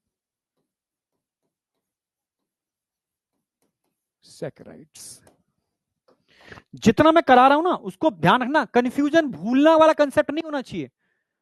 ठीक है, देखो इस बायोकेमिस्ट्री की कोई लिमिट नहीं है, बायोकेमिस्ट्री की कोई लिमिट नहीं है। लेरेंजर उठाओगे, कहां रखिए, लेरेंजर उठाओगे तो असीम है। ठीक है, पर उतना असीम पढ़ना ही नहीं है, वो एमबीबीएस के थर्ड प्रॉप में पढ़ेंगे ना जाकर के हम। ठीक है, अभी तो हमें क्या करना है, कंसेप्ट क्लियर करने, और जितना भी नीट के लेवल का वो परफेक्ट समझना है, ये ध्यान रखना। यही गड़बड़ हो जाती है। ठीक है, यही थोड़ा सा गड़बड़ हो जाती है, जो बच्चे मैंने देखा कि नहीं तो इतना कंफ्यूजन वाला है नहीं ना। अब टाइप्स ऑफ आइसोमर की बात करता हूं, जहां दो टाइप के आइसोमर हम आपको पढ़ाने वाले हैं। हमेशा मोनोसेक्राइड के दो आइसोमर होते हैं, एक हम पढ़ाएंगे आपको एनोमर्स, एक हम पढ़ाएंगे आपको एपीमर्स। क्या होते हैं एनोमर्स एपीमर्स, समझाता हूं। पहले बात करूंगा मैं एनोमर्स की,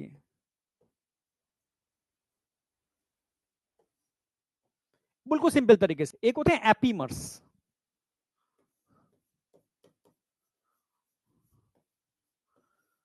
एपीमर्स। ठीक है, एनोमर्स और एपीमर्स, समझना मेरी बात। ठीक है, हाँ देखो, आइसोमर समझते हो, आइसोमर का मतलब होता है जिनका मॉलिक्यूलर फॉर्मूला तो सेम होगा पर स्ट्रक्चरल फॉर्मूला डिफरेंट होगा, समझे? समझ रहे हो? हाँ, जिनका, मैंने क्या सेकंड पर क्या कर दिया इसमें, ठीक है, सही है एकदम।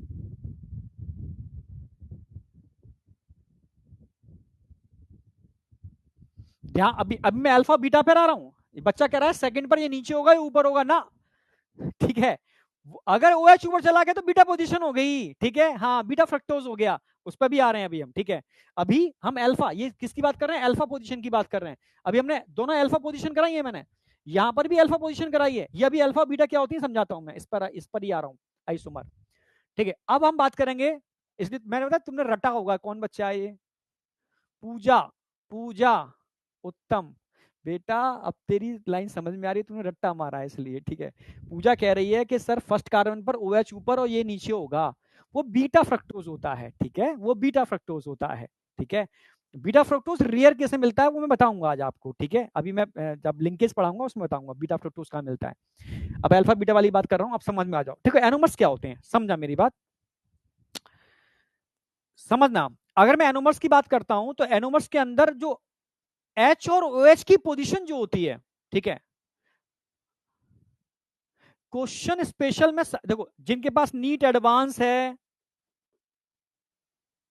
जिनके पास नीट एडवांस है, मैंने सारे क्वेश्चन डाल रखे हैं इसमें एकदम बढ़िया तरीके से कि किस किस पॉइंट पर कैसे कैसे क्वेश्चन बनेंगे। ठीक है, मैं अभी एक कंसेप्ट करा दूं, उसके बाद इन सबके क्वेश्चन प्रैक्टिस करा दूंगा। जिनके पास नीट एडवांस है वो आप खुद करना चालू कर दो, ठीक है, और डीपीपी से करना चालू कर दो, ठीक है। अब आ जाओ, एनोमर्स क्या होता है भाई? एनोमर्स में पोजीशन ऑफ एच और ओ एच चेंज ऑन, इसमें बहुत कंफ्यूजन है। कई लोग क्या बोलते हैं, जो मैंने बच्चों ने बताया मुझे, जब मैं मुझे याद है से पहले मैं पढ़ा रहा था, तो बच्चे कहते थे नहीं नहीं सर, फर्स्ट कार्बन पर एच और एच की पोजीशन चेंज होगी तो वो एनोमेरिक कार्बन है, ठीक है। जबकि एपीमेर्स के अंदर बच्चे कहते हैं कि सर फर्स्ट के अलावा कोई कार्बन होगा तो उसमें चेंज होगा, तो इससे कंफ्यूजन आ जाता है, ठीक है, मैं समझाता हूं, ठीक है। एनोमेरिक भाई, एनोमर्स क्या होते हैं, ठीक है, position of H and O H change on anomeric carbon, ठीक है। जो जो एनोमर्स होते हैं इनमें क्या होता है, पोजीशन, समझना बहुत, position of H and O H, समझना, change on anomeric carbon.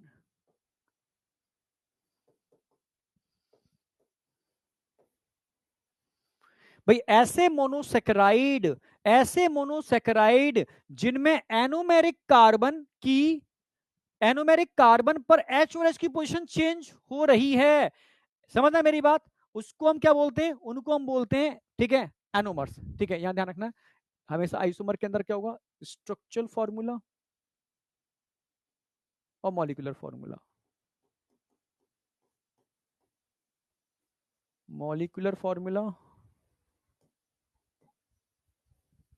Same,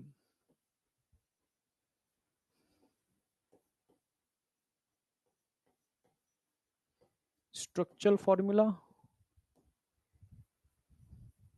different. ये मैं पूरा भी डायग्रामेटिकली समझाने वाला हूं, ठीक है। उनको बोलते हैं आइसोमर्स, ठीक है, बस उनके स्ट्रक्चरल फॉर्मूले चेंज हो जाते हैं, ठीक है। Position of H and O H change on anomeric carbon.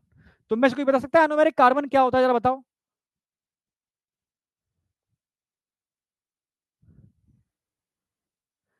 Sir आप जैसे पढ़ाते हैं 9-10 बच्चों को भी ठीक है, आ गया मुझे पहले ये याद ही, और अब आपसे पढ़कर कॉन्फिडेंस लेवल बढ़ गया, ठीक है ठीक है ठीक है। अब तुम में से कोई बता सकता है एनोमेरिक कार्बन कौन होता है, बता दे तो मैं मान जाऊंगा, तुम में से कोई बता दे मैं मान जाऊंगा।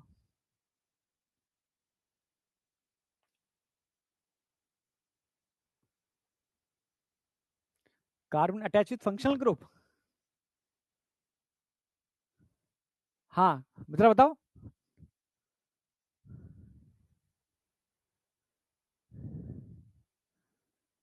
कार्बन पर फंक्शनल ग्रुप हो, तुम थोड़ा बता पा रहे हो पर और अच्छे से बताओ। Second carbon, different position at second carbon, नहीं ऐसे नहीं बोलेंगे। चलो मैं बताता हूं।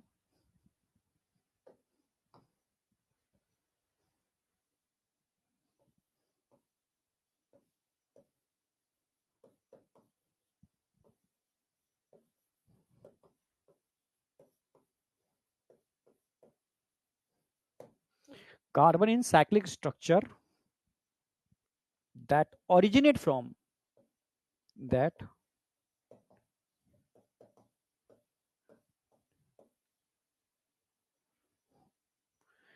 देखो, एक साइक्लिक स्ट्रक्चर होता है, एक ओपन चेन स्ट्रक्चर होता है, उसमें तो कोई डाउट है नहीं। हाँ, स्मॉलेस्ट कार्बन ऑफ रिंग कहते हैं, बिल्कुल सही, इसको स्मॉलेस्ट कार्बन ऑफ रिंग कहते हैं, बिल्कुल सही, ठीक है। हाँ बिल्कुल। तो अब समझ वो तो एक अलग बात होगी, carbon in cyclic structure that originate from carbonyl, carbonyl,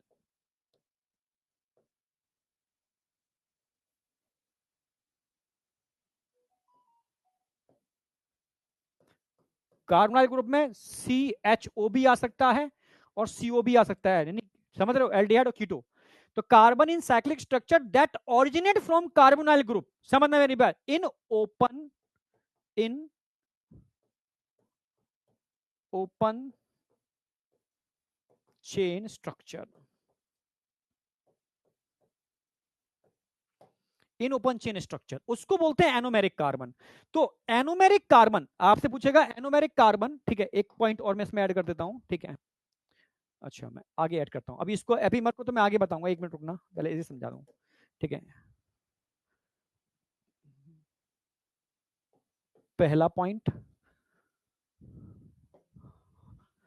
दूसरा पॉइंट। ठीक है, अगर मैं आपसे कहूं कि anomeric carbon, anomeric carbon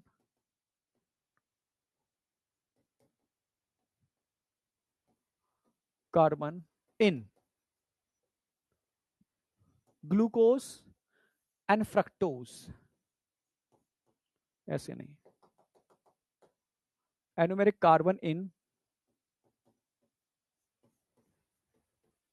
glucose and fructose, ये क्वेश्चन पूछा जाता है कि बताओ ग्लूकोज में एनोमेरिक कार्बन कौन सा होगा, दत्ता बताओ ग्लूकोज का एनोमेरिक कार्बन बताओ, ग्लूकोज का एनोमेरिक कार्बन, वही ग्लूकोज का एनोमेरिक कार्बन वो कार्बन होगा जहां फंक्शनल ग्रुप होता है, फ्रक्टोज का एनोमेरिक कार्बन वो कार्बन होगा जहां, ठीक है, फंक्शनल ग्रुप होता है। तो ग्लूकोज का एनोमेरिक कार्बन कौन सा होगा, फर्स्ट कार्बन, फ्रक्टोज का एनोमेरिक कार्बन कौन सा होगा, सेकंड कार्बन। यानी ग्लूकोज या फ्रक्टोज के केस में, समझना मेरी बात, अब मैं ग्लूकोज केस ले रहा हूं, नंबर 1 ग्लूकोज,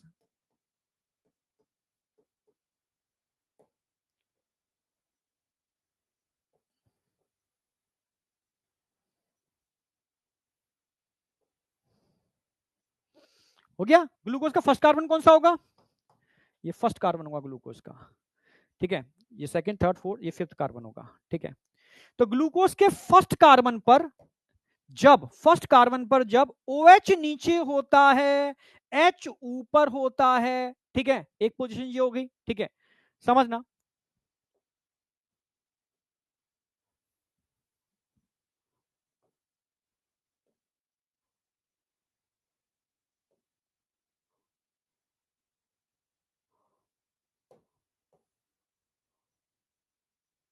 और अगर मैं इसको चेंज कर दूं, इसको चेंज कर दूं फर्स्ट कार्बन पर, OH को ऊपर कर दूं, H को नीचे कर दूं, समझना, ठीक है, दो पोजीशन हो गई, ये एक अल्फा पोजीशन हो गई और एक बीटा पोजीशन हो गई, इसको बोलेंगे अल्फा पोजीशन, अल्फा पोजीशन, इसको बोलेंगे बीटा पोजीशन। ये हो गया अल्फा ग्लूकोज, ये हो गया बीटा ग्लूकोज, ये दोनों एक दूसरे के क्या है, एनोमर, बोथ आर एनोमर्स, ये क्या है, एनोमर्स। जब भी मैं अल्फा और बीटा पोजीशन की बात करूंगा, मतलब मैं एनोमर्स की बात कर रहा हूं, ठीक है भाई। ग्लूकोज में अल्फा ग्लूकोज और बीटा ग्लूकोज, अब तुम पढ़ते हो ना, V alpha glucose beta glucose, तो अल्फा बीटा का अंतर क्या है, जब OH नीचे होगा तब अल्फा पोजीशन होती है, OH ऊपर होगा तो बीटा पोजीशन होती है, ठीक है। तुम भूल जाओगे, इसलिए तुम्हें ऐसे याद रखना है। अब मैं समझा रहा हूं, समझो, OH नीचे है, OH नीचे है, समझना, देसी स्टाइल है।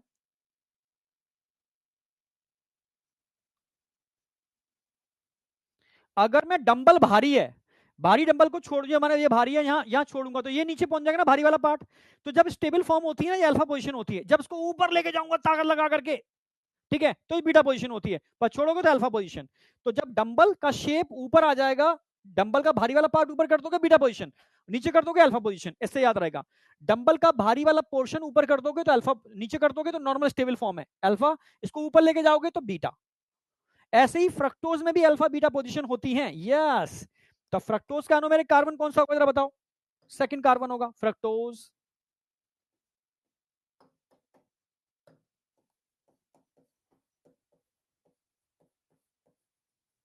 फ्रक्टोज की अल्फा बीटा पोजीशन बताओ, सिंपल सी बात है, फ्रक्टोज में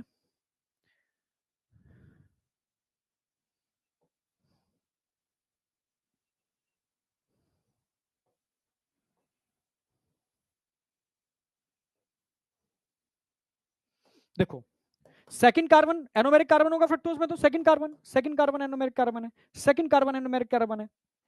तो सेकंड कार्बन एनोमेरिक कार्बन है, तो फ्रक्टोज में नीचे, नीचे क्या आएगा, OH आएगा, सॉरी, नीचे क्या आएगा, OH आएगा, तो ऊपर क्या आएगा, CH2OH।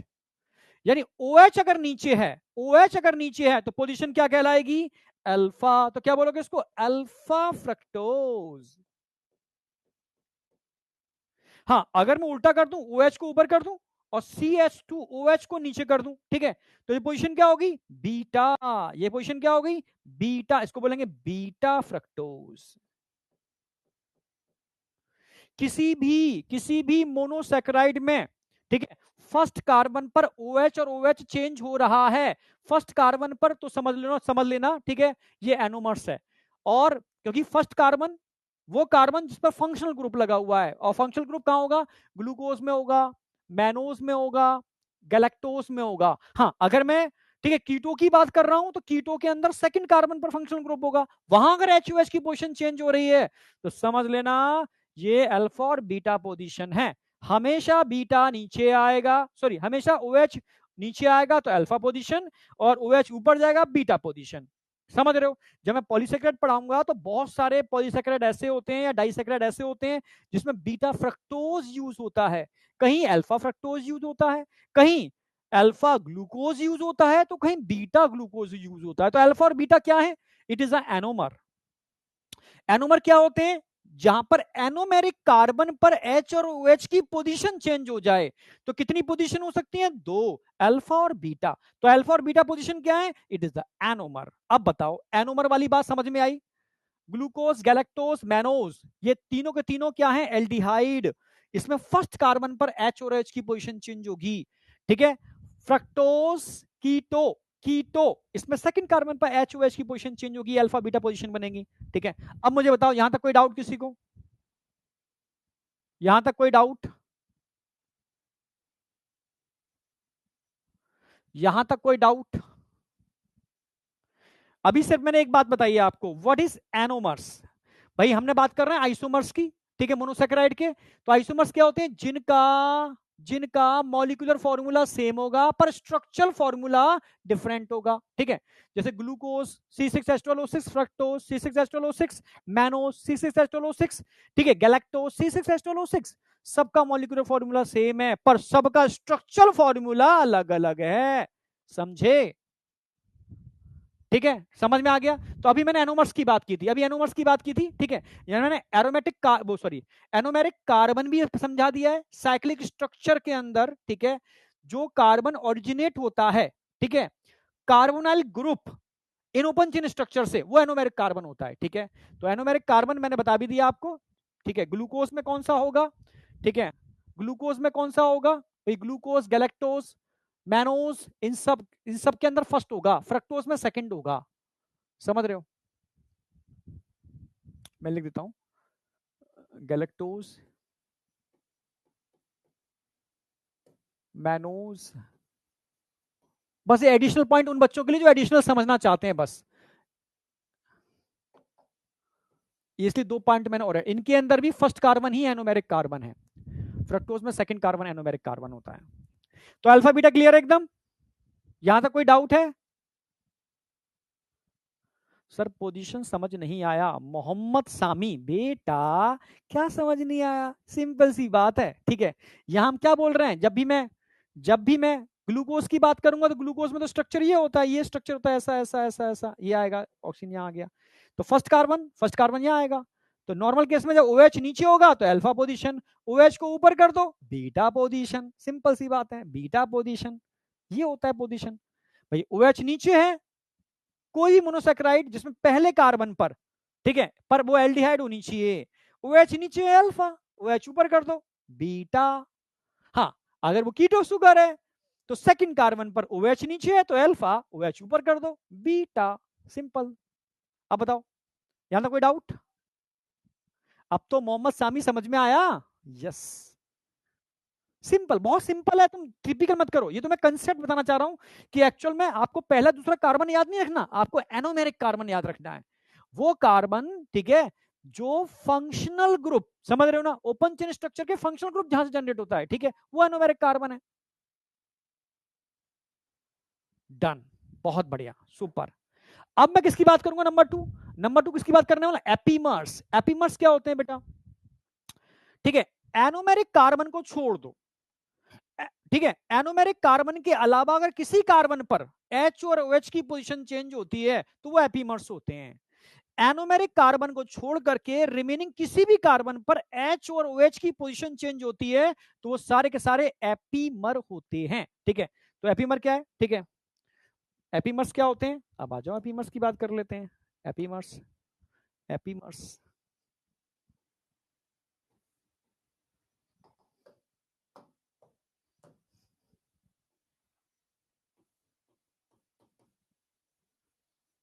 एपीमर्स क्या होते हैं? Epimers position of H and OH change on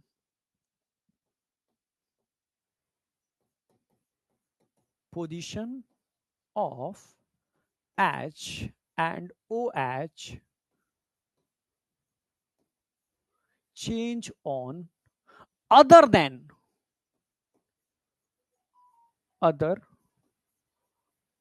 anomeric carbon.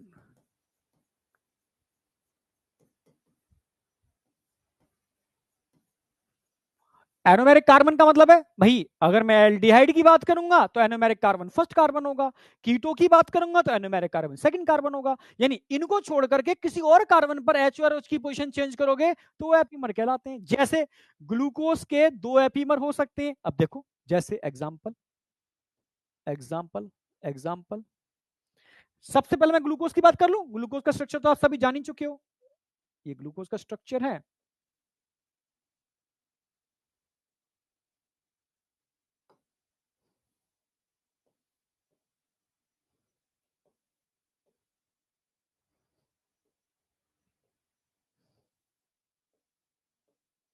Glucose हो गया, ठीक है, आपके सामने है।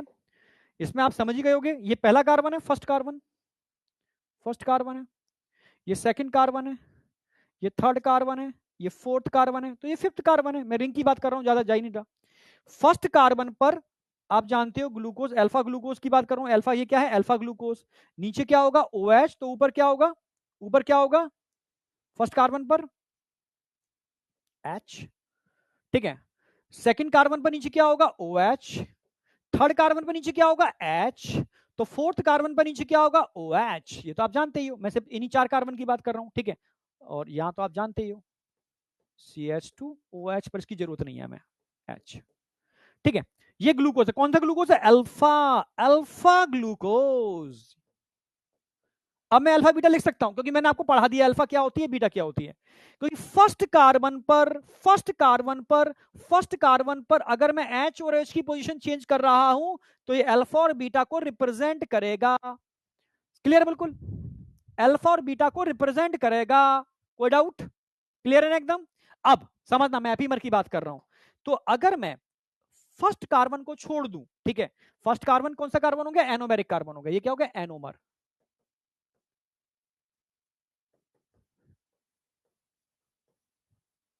एनोमेरिक कार्बन की मैं बात नहीं करूंगा, इसको छोड़ करके मैं एचओएच की पोजीशन चेंज कराऊंगा, समझना। तो जैसे अगर मैं तुम्हारे सामने ही है, अगर मैं, समझना, फोर्थ कार्बन पर, इसको पूरा ही कर दूं, ऊपर एच कर दूं, अगर मैं फोर्थ कार्बन पर एच और OH की पोजीशन चेंज करा दूं फोर्थ कार्बन पर, तो क्या होगा? अगर सेकंड कार्बन पर मैं एच और OH की पोजीशन चेंज करा दूं तो क्या होगा? पर एच होगा। सिंपल सी बात है। अगर मैं सेकंड कार्बन पर चेंज कराऊं तो क्या होगा? फोर्थ कार्बन पर चेंज करा दूं तो क्या होगा? ये क्वेश्चन आएगा। अल्फा ग्लूकोज में अगर आप फोर्थ कार्बन पर H और OH की पोजीशन चेंज कराओगे तो ये ग्लूकोज गैलेक्टोज में कन्वर्ट हो जाएगा। सेकंड कार्बन पर चेंज कराओगे तो यही ग्लूकोज मैनोज में कन्वर्ट हो जाएगा। सिंपल सी बात है, ठीक है, सिंपल सी बात है। ये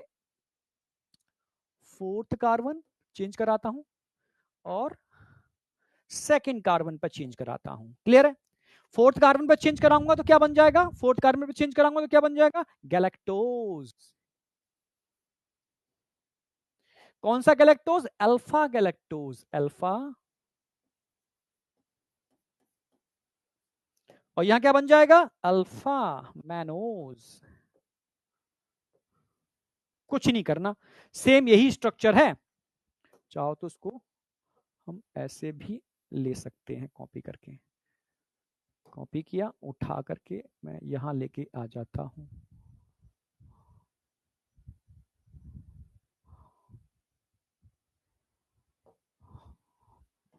थोड़ा छोटा कर देता हूं।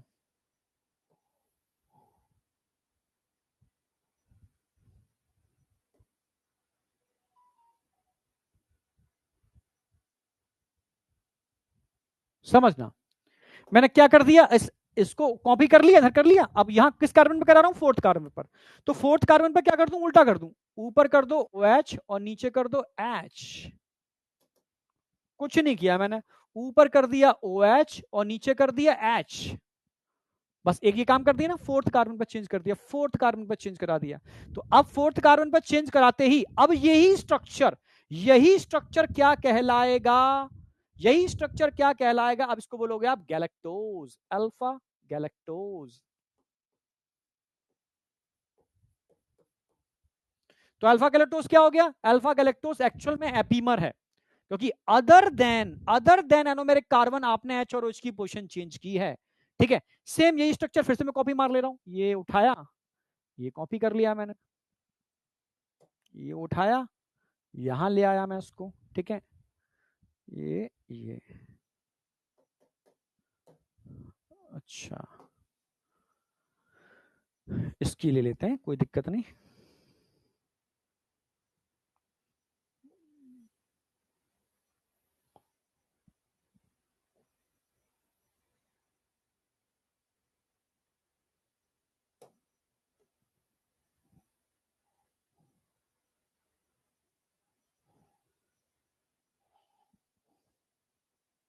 इसको वापस जहां था वहीं ले आते हैं। अरे भाई,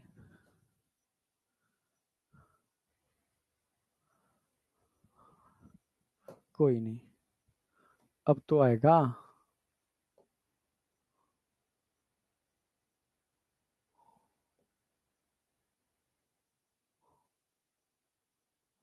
ठीक है,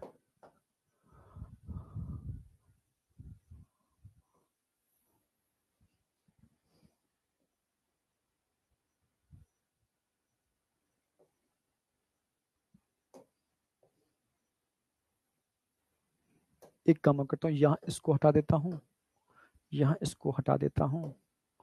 ठीक है, अब यहां हम क्या कर रहे हैं, यहां पर हमने H और OH की पोजीशन चेंज कर दी, ऊपर कर दिया OH और नीचे कर दिया H। समझ गए ना मेरी बात? तो ये क्या कहलाएगा, ये कहलाएगा अल्फा मैनोज। सिंपल सी बात है।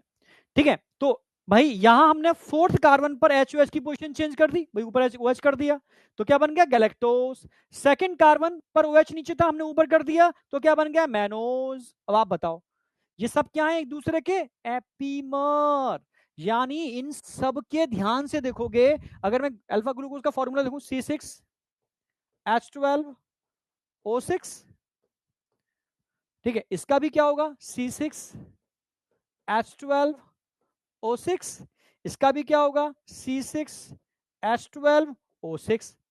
पर स्ट्रक्चरल फॉर्मूला देखोगे तो यहां पर HOH की पोजीशन चेंज हो रही है, अदर देन एनोमेरिक कार्बन। तो आप क्या कहलाओगे, इसको क्या कहने वाले हो आप इसको, it is all are epimers, all are epimers. ठीक है, तो हमने कौन सा कार्बन लिया, सेकंड कार्बन पर चेंज किया और हमने फोर्थ कार्बन चेंज किया, यहां तक बताओ, यहां तक बताओ। ठीक, अभी तो जो एग्जांपल है भाई, आप कहोगे सर छठवें कार्बन पर चेंज होगा ही नहीं होगा, भाई आपने अभी 3 एपीमर्स जो नेचर में मिलते हैं, ग्लूकोज, गैलेक्टोज और मैनोज, उनकी स्टडी की। आपने ग्लूकोज में देखा, ग्लूकोज का स्ट्रक्चर ये होता है, और इसके स्ट्रक्चर में देखा तो ओनली एक कार्बन पर चेंज देखने को मिल रहा है, इसके स्ट्रक्चर में सेकंड कार्बन पर चेंज देखने को मिल रहा है। ठीक है, तो ये क्या है आपस में एक दूसरे के, ये एक दूसरे के एपीमर हैं, जहां पर एनोमेरिक कार्बन के अलावा किसी और कार्बन पर H और OH की पोजीशन चेंज हो रही है। सिंपल तरीके से बता रहा हूं, बोल के सिंपल तरीके से। अब बताओ,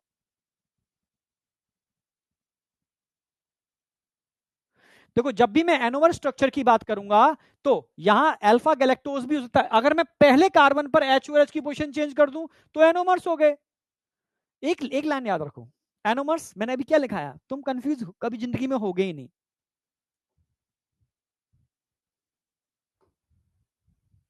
हाँ, जब भी मैं एनोमेरिक कार्बन की बात करूंगा, यहां कहां वापस जाओ, जब भी मैं एनोमर्स की बात करूंगा, ठीक है, ध्यान रखना है, फर्स्ट और सेकंड दो ही कार्बन बताया मैंने। ठीक है भाई, एनोमेरिक कार्बन पहला और दूसरा हो सकता है, फ्रक्टोज में दूसरा, ग्लूकोज में पहला। ठीक है, जहां पर फंक्शनल ग्रुप लगा होता है, अगर वहां पर चीजें चेंज हो रही हैं H और OH, तो वो एनोमर्स हो गए, अल्फा बीटा पोजीशन बनाते हैं।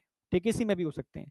अगर एनोमेरिक कार्बन को छोड़ करके किसी और कार्बन में H और H की पोजीशन चेंज हो रही है तो अल्फा बीटा नहीं बोलेंगे उसको, उससे कंपाउंड ही चेंज हो जाएगा। जैसे ग्लूकोज का केस मैंने बताया, ग्लूकोज में फोर्थ कार्बन पे H और H की पोजीशन चेंज करोगे गैलेक्टोज, सेकंड कार्बन पे चेंज करोगे मैनोज। सिंपल सी बात है, तो कंफ्यूजन नहीं होना चाहिए। एनोमर्स हमेशा, ठीक है, ध्यान रखना है आपको, ठीक है। जो मतलब देखो मैं लिखने को फर्स्ट सेकंड कार्बन लिख सकता हूं, पर ये स्टैंडर्ड तरीका नहीं है। स्टैंडर्ड तरीका यही है कि एनोमेरिक कार्बन पर H और H की पोजीशन चेंज करोगे, अल्फा बीटा पोजीशन आएंगी। अल्फा बीटा पोजीशन आएंगी, मैंने बता दिया ग्लूकोज की alpha position, beta position, fructose की अल्फा पोजीशन, बीटा पोजीशन, ठीक है। और एपीमेरिक, एपीमर क्या होते हैं, जहां पर एनोमेरिक कार्बन के अलावा किसी और पोजीशन पर, किसी और कार्बन पर H की पोजीशन चेंज करोगे तो एपीमर कहलाएंगे, ठीक है। भाई ग्लूकोज है, यहां मैंने सेकंड कार्बन पर चेंज किया हुआ है, ठीक है, सॉरी फोर्थ कार्बन पर चेंज किया हुआ है, तो यहां पर मैंने सेकंड कार्बन पर चेंज किया हुआ है, सिंपल सी बात है। तो कंपाउंड ही चेंज हो गया, मोनोसेकेराइड ही चेंज हो गया, सिंपल सी बात है।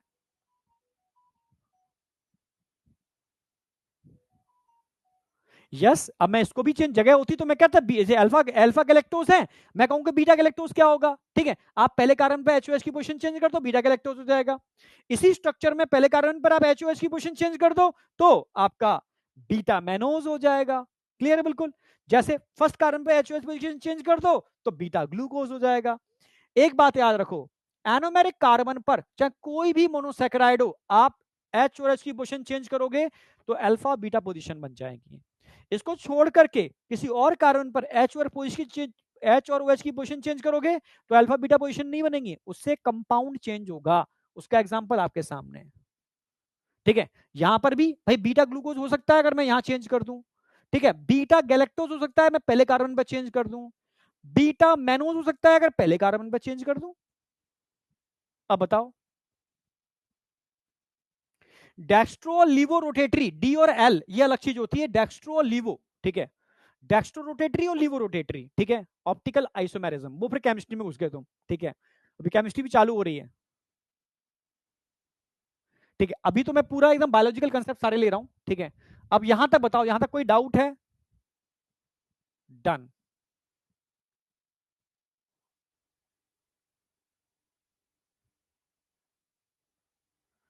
डन, बहुत बढ़िया, सुपर सुपर, बहुत बढ़िया, ठीक है। चलो आगे बढ़ू मैं। अब हम बात करते हैं डाइसेकेराइड। अब हम बात करेंगे, ये आपके मोनोसेकेराइड कंप्लीट हो गए। मोनोसेकेराइड मैंने बता दिए कौन कौन से होते हैं, ठीक है, एग्जाम्पल बता दिए। मोनोसेकेराइड में मैंने दो चीजें बता दी, भाई ओपन चेन स्ट्रक्चर ही मिलते हैं, क्लोज चेन स्ट्रक्चर ही मिलते हैं, जिसमें दो टाइप की सुगर बनती है, दो टाइप की रिंग मिलती है, ठीक है। हाँ, पायरेनोज और फ्यूरेनोज। फिर मैंने इनकी आइसोमर भी बता दिया, आइसोमर दो टाइप के हो सकते हैं, एनोमर और एपीमर। एनोमर की जब भी मैं बात करूंगा तो एनोमेरिक कार्बन पर एच और एच की पोजीशन चेंज होगी, जिससे अल्फा बीटा पोजीशन बनती है, वो एनोमर्स होते हैं। हाँ, एनोमेरिक कार्बन को छोड़कर के किसी और कार्बन पर एच और एच की पोजीशन चेंज होगी तो उसको हम एपीमर बोलते हैं। जैसे ग्लूकोज के दो एपीमर है, गैलेक्टोज फोर्थ कार्बन और मैनोज सेकेंड कार्बन। यहां तक क्लियर है बिल्कुल। अब बात करेंगे डाइसेकेराइड। जितनी बात मैं पढ़ा रहा हूं, अगर वास्तव में मेरे बच्चे हो, ठीक है, मुझे थोड़ा सा भी अगर मानते हो तो आज रफ कॉपी पर बिना देखे, एक बार देख लेना, बिना देखे इनको बना बना करके याद करोगे, ठीक है, डायग्राम बना बना करके, ठीक है। फिर देखना, जहां फंस जाओ तो पलटना, नहीं फंस जाओ तो पलटना मत, ठीक है, आगे बढ़ जाना, ठीक है। हाँ, आज आपका लगभग ये मोनोसेक्राइड वाला पार्ट कंप्लीट हो गया। तो अगले लेक्चर के अंदर मैं मोनोसेक्राइड रिवीजन नहीं कराऊंगा, ठीक है। डाइसेक्राइड और पॉलीसेक्राइड कराऊंगा। डाइसेक्राइड तो छोटा सा ही है, ठीक है, मेनली पॉलीसेक्राइड कराऊंगा। तो अगला लेक्चर होगा उसमें डाइसेक्राइड और पॉलीसेक्राइड लगभग लगभग आपका हो जाएगा। क्लियर है? हाँ, आज तय रखेंगे। आज तुम्हें सिखाना था, मेन चीज तुम्हें तुम्हारा डर निकालना है बस, और कुछ नहीं, ठीक है। अब तुम्हारा डर निकला होगा मेरी समझ से, कोई तोप नहीं है, कोई हवा नहीं है, चीजें समझनी है। ये सबसे टिपिकल यही लगता है लोगों को। फिर भाई अमाइनो एसिड सिंपल है, ठीक है, हाँ, और प्रोटीन के स्ट्रक्चर उसके अंदर वो भी सिंपल है, समझ गए ना मेरी बात? हाँ, उसमें दिक्कत नहीं आएगी। लिपिड के स्ट्रक्चर से सिंपल है, वहां भी कोई दिक्कत नहीं आएगी। न्यूक्लिक एसिड में भी दिक्कत नहीं आई है, ठीक है। ये थोड़ा सा समझने वाला केमिस्ट्री वाला पार्ट था, इसलिए थोड़ा मैं उसको पहले ले लिया है, ठीक है।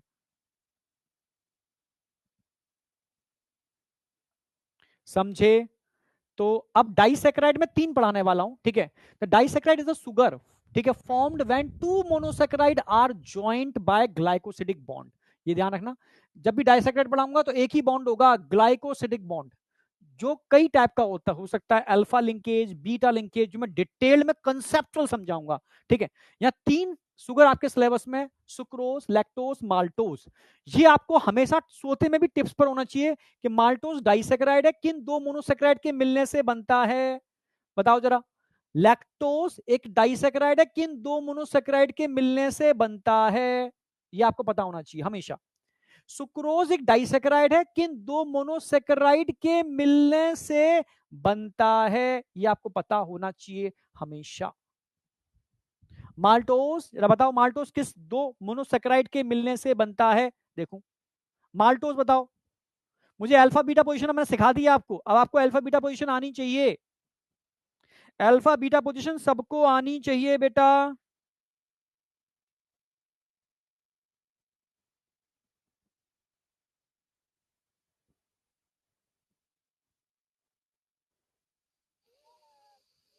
हाँ बहुत बढ़िया बहुत बढ़िया, अब तो आनी चाहिए। यानी यहां आप बोलोगे maltose alpha glucose plus alpha glucose. Lactose, lactose, lactose किन 2 शुगर के मिलने से बनता है जरा बताओ।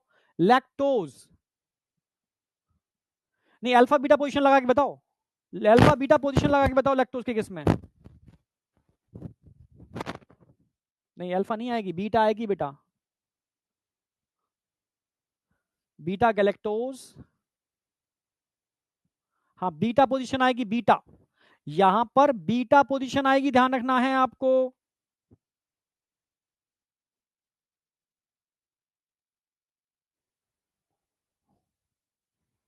हाँ बिल्कुल सही, बीटा गैलेक्टोज, ये याद होनी चाहिए आपको, ये तो बहुत कॉमन डाइजेशन वो पूछे जाते थे। और बीटा ग्लूकोज। अब क्या बचा, सुक्रोज, सुक्रोज ग्लूकोज और फ्रक्टोज, ठीक है, पर यहां पे अल्फा होगा, alpha glucose plus fructose, alpha ही होगा, अल्फा फ्रक्टोज।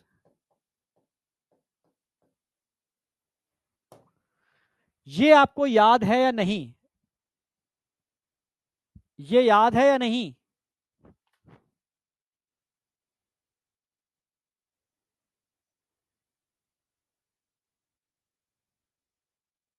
अरे हाँ बीटा फ्रक्टोज होगा, बिल्कुल सही बिल्कुल सही, बीटा फ्रक्टोज होगा, मैंने अल्फा लिख दिया है, ठीक है, बीटा फ्रक्टोज। ठीक है, ये आपको याद रखना है, इसको मैं बहुत डिटेल्ड में डायग्रामेटिकली समझाने वाला हूं विद लिंकेज। हाँ बीटा फ्रक्टोज, ठीक है, फ्रक्टोज बीटा ही होगा, अल्फा नहीं होगा। ठीक है, तो यहां ध्यान रखना है आपको। ठीक है, alpha glucose, alpha glucose, alpha galactose, sorry beta galactose, beta glucose, और अल्फा ग्लूकोज और बीटा फ्रक्टोज, ये 2 डाइसैकेराइड है। ठीक है, अब कैसे बनती है, लिंकेज कैसे बनता है, इनमें क्या प्रॉपर्टी होती है, वो डायग्रामेटिकली मैं नेक्स्ट क्लास में आपको समझाने वाला हूं। ठीक है, यहां तक प्रैक्टिस कर लो अच्छे से, अच्छे से। ठीक है, जिससे कि अगली क्लास में आपका कार्बोहाइड्रेट खत्म हो जाएगा पूरा प्रॉपर तरीके से, और फिर मैं आगे आपका अमाइनो एसिड और प्रोटीन चालू करूंगा। ठीक है, हाँ पहले मैंने अल्फा बीटा नहीं लिखा था, अल्फा बीटा अब जब अल्फा बीटा पढ़ा दिया तभी तो लिखूंगा मैं। अल्फा बीटा पहले पढ़ा नहीं था, तो मेरा तरीका क्या है, पहले चीजें पढ़ाओ, तब आप बच्चे क्या करते हैं, सब चीजें पहले ही डालना चाहते हैं। भाई पहले अगर मैं जूस पिलाऊंगा तो आपको पहले, ठीक है मुझे पता है कि आपको पहले मैं कार्बोहाइड्रेट खिलाना है, अगर मैं प्रोटीन खिला के कार्बोहाइड्रेट खिला दूंगा आपको, तो प्रोटीन का डाइजेशन नहीं होगा, ध्यान रखना, क्योंकि प्रोटीन को डाइजेस्ट होने में, ठीक है, 2 से 3 घंटे लगते हैं, और कार्बोहाइड्रेट को आधा घंटा लगता है। तो प्रोटीन खिलाई मैंने आपको, उठा के कार्बोहाइड्रेट खिला दिया, तो कार्बोहाइड्रेट क्या करेगा, प्रोटीन को खिसका के नहीं चले जाएगा, डाइजेशन नहीं होगा उसका। ठीक है, तो पहले अगर मुझे खिलाना है तो कार्बोहाइड्रेट खिलाना है, फिर मुझे प्रोटीन खिलाना है, और लास्ट में फैट खिलाना है, जिससे कि प्रॉपर तरीके से चीजों का डाइजेशन हो। चलो यहां तक क्लियर है, ये भी क्लियर है। ठीक है, अब जो मैं खैर नेक्स्ट क्लास में बताऊंगा रिड्यूसिंग और नॉन रिड्यूसिंग शुगर में अंतर क्या होता है। ठीक है, अब लास्ट क्लास में कार्बोहाइड्रेट खत्म करूंगा, उसके बाद एक क्लास लगेगी जिसमें कार्बोहाइड्रेट पूरा एनसीईआरटी वाला कराऊंगा प्लस क्वेश्चन प्रैक्टिस कराऊंगा। ठीक है, ये सिस्टम चलेगा। फिर मेरा अमाइनो एसिड प्रोटीन, ठीक है, ये खत्म होगा, इसकी फिर एनसीईआरटी प्रैक्टिस एक सेशन चलेगा। 1-2 सेशन ज्यादा लग जाए, पर मैं इस तरीके से लेके चलूंगा, तो मैं दोबारा जिंदगी में बायोमोलिक्यूल पढ़ने की जरूरत नहीं पड़ेगी। ओके, तो मिलते हैं बेटा अगली क्लास के अंदर। Thank you. Bye bye bye bye bye बेटा बाय। कमेंट जरूर कर देना लेक्चर में, तुम्हारे कमेंट मैं चेक करता हूँ, ठीक है, तुम्हारे अच्छे कमेंट का, तुम्हारे बुरे कमेंट, तुम्हारे डाउट्स, जो भी चीज होती है लेक्चर खत्म होने के बाद उसमें आता है तो उसमें आप मेंशन कर दिया करोगे, तो मैं उसको स्क्रॉल करके देख लेता हूँ, ठीक है। अच्छा समझ में आ रहा है, नहीं समझ में आ रहा, या डाउट है तो कहाँ पर डाउट है, तो उसको मैं एक बार मतलब पॉइंट आउट कर लेता हूँ, जिससे कि अगली क्लास के अंदर उस चीज को मैं ले लूँ, ठीक है। ओके बाय बेटा बाय।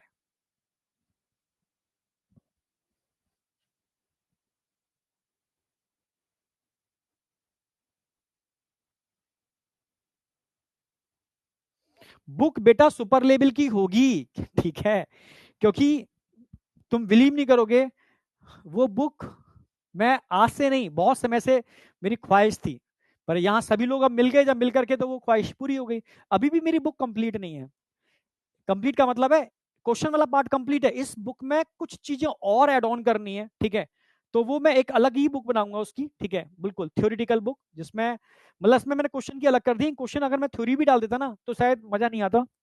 अब मैं एक मतलब इस बुक को ऐसा मॉडिफाई करना चाह रहा हूँ, ठीक है, मतलब इसका अलग पार्ट होगा। पार्ट का मतलब ये बुक अलग होगी क्वेश्चन प्रैक्टिस की, और एक बुक अलग होगी जो हैंड राइटिंग नोट्स की होगी, पर वो ऐसे हैंड राइटिंग नोट्स होंगे जैसे मैं ही पढ़ा रहा हूँ तुम्हें, ठीक है। वो ठीक है, नेक्स्ट सेशन के अंदर मिल जाएगी बच्चों को। कई बच्चे मतलब चाहते हैं कि सर मतलब ऐसी बुक हो कि आप खुद पढ़ा रहे हो, ठीक है, मतलब बिल्कुल कंसेप्चुअल पढ़ा रहे हो चीजों को, और एनसीईआरटी की एक लाइन क्लियर करके पढ़ा रहे हो, तो उस तरीके से मैं एक बुक पर काम चल रहा है। मोस्ट प्रोबेबली दिसंबर जनवरी तक मेरा काम कंप्लीट हो जाएगा, तो नेक्स्ट सेशन में मैं थ्योरेटिकल भी लेकर के आऊंगा, ठीक है। ओके डन, ओके बाय बेटा।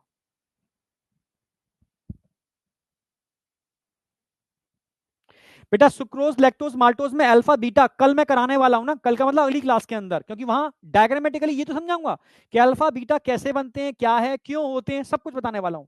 अभी तो मैंने एक ओवरव्यू दिया है इसका, ये पढ़ाने वाला हूं डाइसैकेराइड, ठीक है। Okay bye.